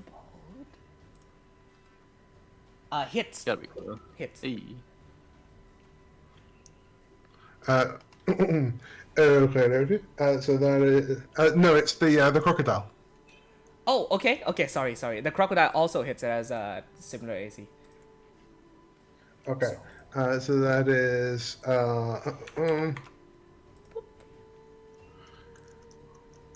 That's your first swing. yeah. So that's oh, hold on. It's the 1d8 damage. So it's the 4 damage. Got it. Should be using Shillelagh here. And then 24 for 9 bludgeoning damage with the second. And exactly 9 hit points left. How would you like to do it? I'm just going to. I'm just going to go into with the backswing. I'll get it. I get it in the eye, and its skull cracks. Oh, okay. So you like almost like a large tree branch. It swings down, smacks it in the eye, and you think you burst the eye in one hit, swipe, and it just goes pop. Yeah, and then I look at the kobold that hit me, and I fake out, and I hit the one that attacked Xavier instead. Okay, so you with the burn, and that's with the polearm. okay. Bonus action. That's only a 3 on the die for 9 total. That misses. Nope, misses. Should I give you advantage because it's hanging onto the boat? I'll give you advantage because it's hanging onto the boat. All right, let's try that. That's greatness. Yeah, that would be a 26. Yeah. Hold on.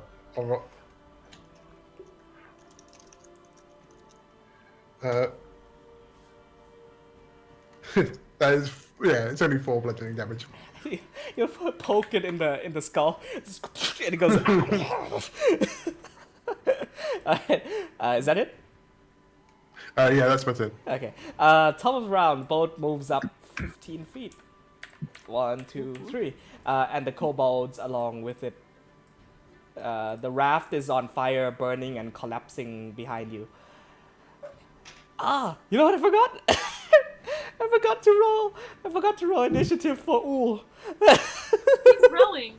Yeah, he's rowing. Yeah. He's rowing. Yeah, so all this time he's just been violently like just rowing the boat. It's been stealthy. It's been like an hour of combat. I forgot to roll initiative for Ool. Yeah. Oh, sorry, did I skip somebody? Akil. Yeah, so Akil is going to... So, can he see these two? Yes, he can. He's flying, so. So, yeah, so he'll go a little higher, I guess, just to get a better advantage point, and then Okay. just use Sharpshooter. And is he still using Sneak Attack, or do they see them? Rolls it with advantage, and that gives sneak attack as well. Okay. And then, yeah, a keen shot. So, longbow. Come on, buddy. Nope. He's rolling so low. Yeah, and he's Okay, level 4 monk because he multi-classed into rogue, so he can't make a second attack. And then he'll just move farther away. So Okay. 25. Alright. Well, let's just say the 50 that he can move. Okay. Just as far, but I can't move any farther. Marvelous. The raft is burning, right? Sorry, your voice cut out. The raft is burning. The one that I'm on. The raft that you're on is fine now. It's a little damaged, but okay. it's fine. Yeah. I'm gonna move between Joe, Ness, and Xavier, Okay. and I'm gonna make attack with my rapier. Okay. Roll to it with advantage because they are like thrashing back and forth on the boat. Yep. Okay. 23 hits. 11 points of damage. Roll 5d6 for sneak attack. Ooh, That's exactly it. That's so close to killing it. So you. Isn't it 3d6? Oh, 3d6. My apologies. It's 3d6. Oh. Yeah. sorry. Yeah. Okay. Oh, okay. That's still like yeah. That's like one off. It's so low that might as well you come up with your rapier with like a motion. You slice off its arm, and the arm is left hanging onto the boat while the body goes and like. So Is it possible if I use a bonus action to attack with my dagger? You can do that, yes, if it's I offhand. think you need the Or- feet for that. Oh, did we? Oh, right. Did we do that in the? I thought we home ruled that if it was a one-handed weapon, that you could do a bonus action attack. Right. Right. I don't remember that, but if we do, I don't care. Yeah. Well, What do we- yeah. Go ahead. I might be thinking of something Yeah, else. when did we do that? Well, you can do an offhand attack if you have another. Yeah, weapon. that's what I'm talking about, right? With your Yeah, bonus I action, think- yeah. Well, yeah, I just think it's usually I think it's with light weapons, light but I weapon. don't really care. Yeah, it's a dagger. So you go ahead and Sure. make the roll with the dagger. Oh, okay. You have to use a light weapon prior to that. So if you use a light weapon to attack, you can use your offhand to use another light weapon. Oh. A rapier is a finesse Isn't- weapon. Yeah, but it's not a light weapon. That's how we Light- figured it out. lighter, like, I was doing that at the Yes, beginning. yes, Remember, yes. I was Then using that the doesn't rapier. count. Yes, then. that doesn't count, Yeah. unfortunately. But You have to the, have the dual wielder. the kobold does go hurling into the water and back towards its raft. Yeah, that's how dagger works. Yes. Yeah. Okay, that's probably the end of our turn. Okay. Udrik. Yeah, rapier just doesn't work as well. Yeah, unless you have the feet, the dual wielder feet. Yes. Croc's still alive, right? Yes. Actually, no. It's dead. Ah, Ness popped shit! its Really? eye. Ah, Ness popped its no eye. fun. Yeah. I was gonna stab him in the head. Okay. Anybody still alive? Are we just kind of moving away? Yes. The only the only people who are still capable of combat is the last kobold who is hanging on to your boat. Are the other ones just kind of floating away? Yeah. In fact, I'll make a roll. You see that the current brings this huge massive raft up ever so slightly that he goes no and goes underneath and gets crushed by a raft. Can I Yeah. grab him before Uh, he dies?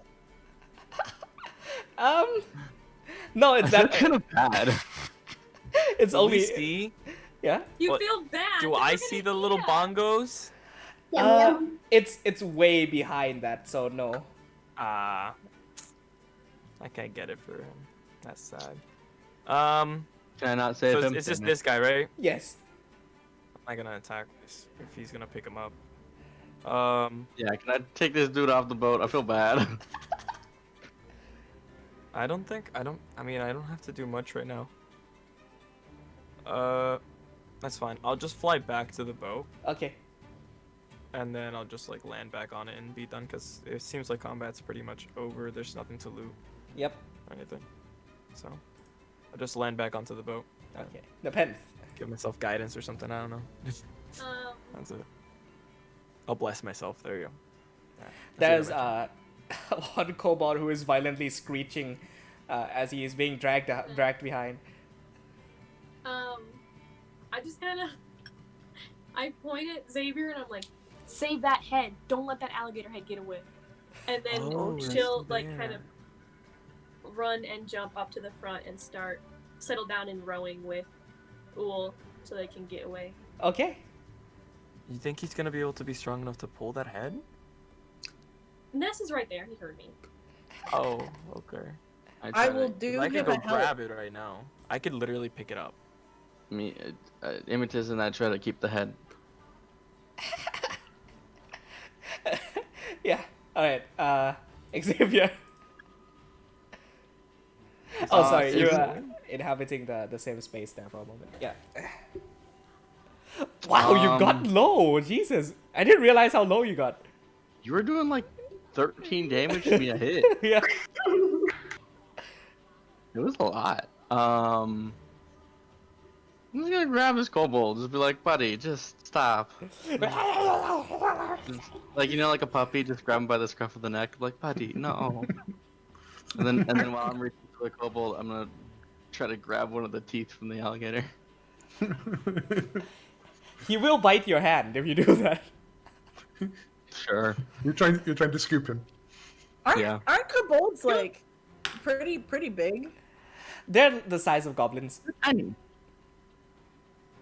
They're like dragon gnomes. Yeah. So, sorry, what are you trying to do with the alligator head? I just wanted to grab a tooth. Okay. That I won't make you roll for that. You easily chop off one of the tooth and you have it in hand. Tooth one hand, kobold in the other. It will bite your hand. If you're allowing it to use its reaction to do so. It misses. It tries to snaps. I boop his snoot. I boop him on the snoot and go, He no. just tried to bite you, and you're putting your hand back toward this mouth. Yeah. Look, I I just want to feel be clear like on this. we let the person who blew us up live. I feel like this is, I mean, You know, he is a sentient creature, right? I mean, come now.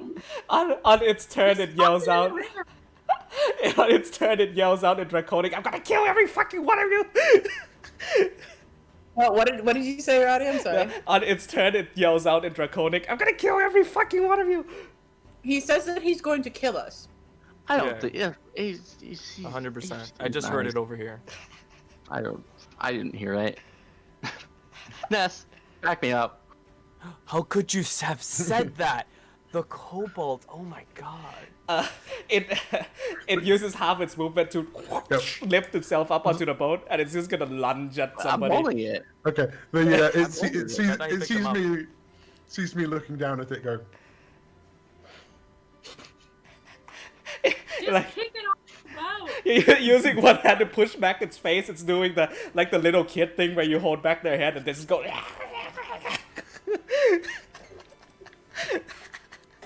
I'm going to reach forward. I'm gonna like try and take the kobold from Xavier, not like yank him or anything, but just like here, give me What?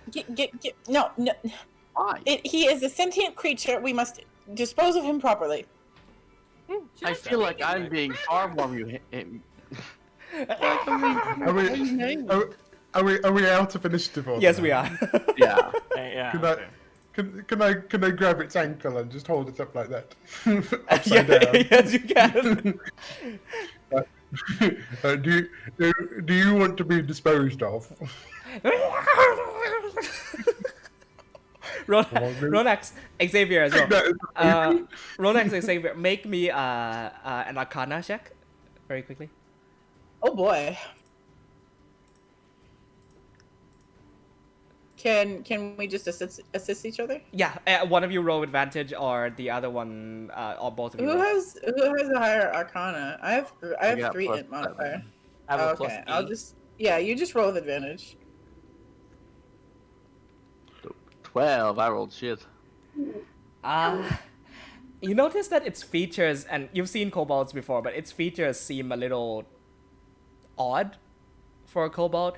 First of all, it has like rows of massive jagged sharp teeth and like more massive and more jagged than a usual kobold. Its eyes are bloodshot red and its skin is pale. Does it look Oh, diseased? It looks diseased and very blood hungry. As in out of its mind. I'm going to use 5 points of lay on hands to cure that. Let me double check Oh, I something. love Ness. Oh no. I love Ness, you, it's- Ness. Actually, that. actually, Mhm. I when I if you'll let me course. when I go to see Ness use his lay on hands, I just kind of like hold my hand up and I'm gonna use lesser restoration.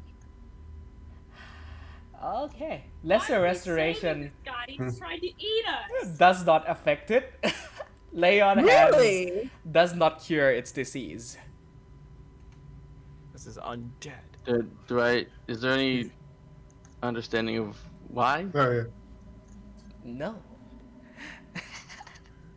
Have I ever seen or read or heard of any like Same. disease like this before? Nerd check. You've made a nerd check with advantage already and no. Divine sense. It's Do I- undead. Oh! It's Ah. undead. Oh right, yeah. It's it's actually not alive. And it's not only undead, but you also detect a hint of fiend essence from it as well. So it's like kind of like on that line between fiend and undead. It's not alive. What do you mean? It's very clearly. I mean, it says it's hungry. It's talking. It's undead. Incoherently, mind you, but it's talking. Yeah, it's like it's moving and talking well, Why is like, everyone- like the other things that we thought it's the Why does church. everyone feel a need to bring things back to life? Yeah, I know, it's pretty annoying. I kind of wish they would stop doing that. Yeah. Like, Well- do you understand what we're saying? I was not brought back to life. I'm going to speak to it in Draconic. Cursed. Wait, what? It says it was cursed cursed. It wasn't brought back to life. Right. Who cursed you, little guy? I cannot die, and I will never die. I will eat your souls. Interesting. Yeah, I don't think I can do anything about that one. Should probably just let it go back into the river then, Ness. Who cursed you?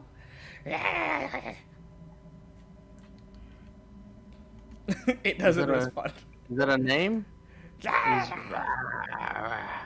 I read down. Tries to. Do you want to read its mind?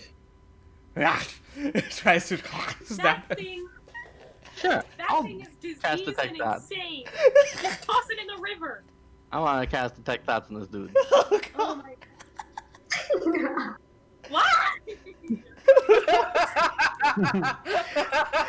is a waste of magic. The thoughts that you detect from it. I don't think he's lying. It's blood hungry. It wants to eat. And Who cursed him? you get a sense that it doesn't know and it doesn't care.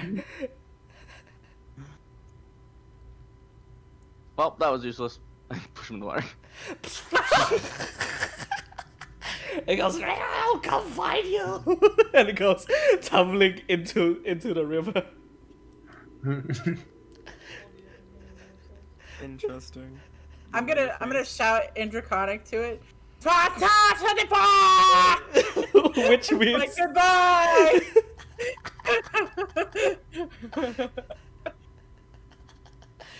Okay. so. I'm taking off the big head off the boat, and bringing it with me and to the front. How I'll big put is it it? over here. Did it even fit in the boat? It can. No, but I'll drag it on the boat. Like I'll drag it aside beside. It's it's bigger than Amabilis. That's for sure. Aw. Like in terms of a giant Most things croc's are. head, I would I say mean, if it was big enough to fucking chop the pimp in half. the whole thing, I would say, and correct me if I'm wrong, is about the size of a bus, like a small bus. So the head would be like, you know, a third of a bus. What? Heard of a- That does not sound at all. What? That was tiny impressive bus? that I wrestled that thing and got out of it. Yeah, no. The most impressive part is that it's still attached to the boat. This boat is tiny. Yeah, its jaw strength is unrivaled. Okay, we're gonna hook him up to the boat on the back, and that's it. We're just gonna put some claws on him and just like make sure he doesn't just like float away. Okay, that's you. That can be That's done. it. Okay. Yeah, cause I What? can't pull that out. Yeah. I have like a like for climbing gear, so Mhm. it's like hooks. And you just Wait, put we it can't up. pull what out? The head is too Huh? big to be put on the boat. Yeah, right now. That's Yeah. that's a tiny bus. Yeah. Yeah. We're okay. Alright, I give I'll him go the back to pencil front tooth. help. Size is a confusing thing in D&D. Wait, so the tooth that he took out It's It's like, like that has to big. be like yeah. It's fucking huge. No, not like this. It's like this. Yeah. It's a full blade. So that's so add alligator head, giant We're crocodile head, monster hunter now, boys. and giant crocodile tooth to your inventory. When I when I give Nepent the tooth, I'm looking it over, like in my hands. I'm like, here's your tooth you wanted. I could probably make it a dagger or something if you want later, but for right now it's just a tooth.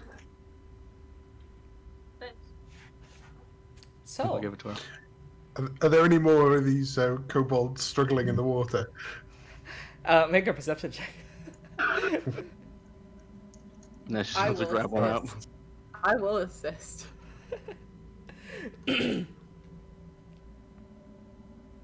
Ronax is assisting you, so 15.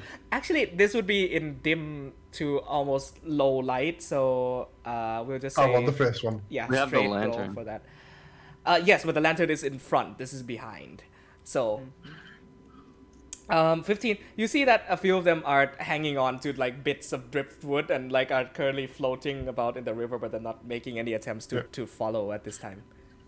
It's, as much as possible, I'm just going to try and put them out of their misery with Thorn Whip. Oh god, you. Yeah. Oh my god!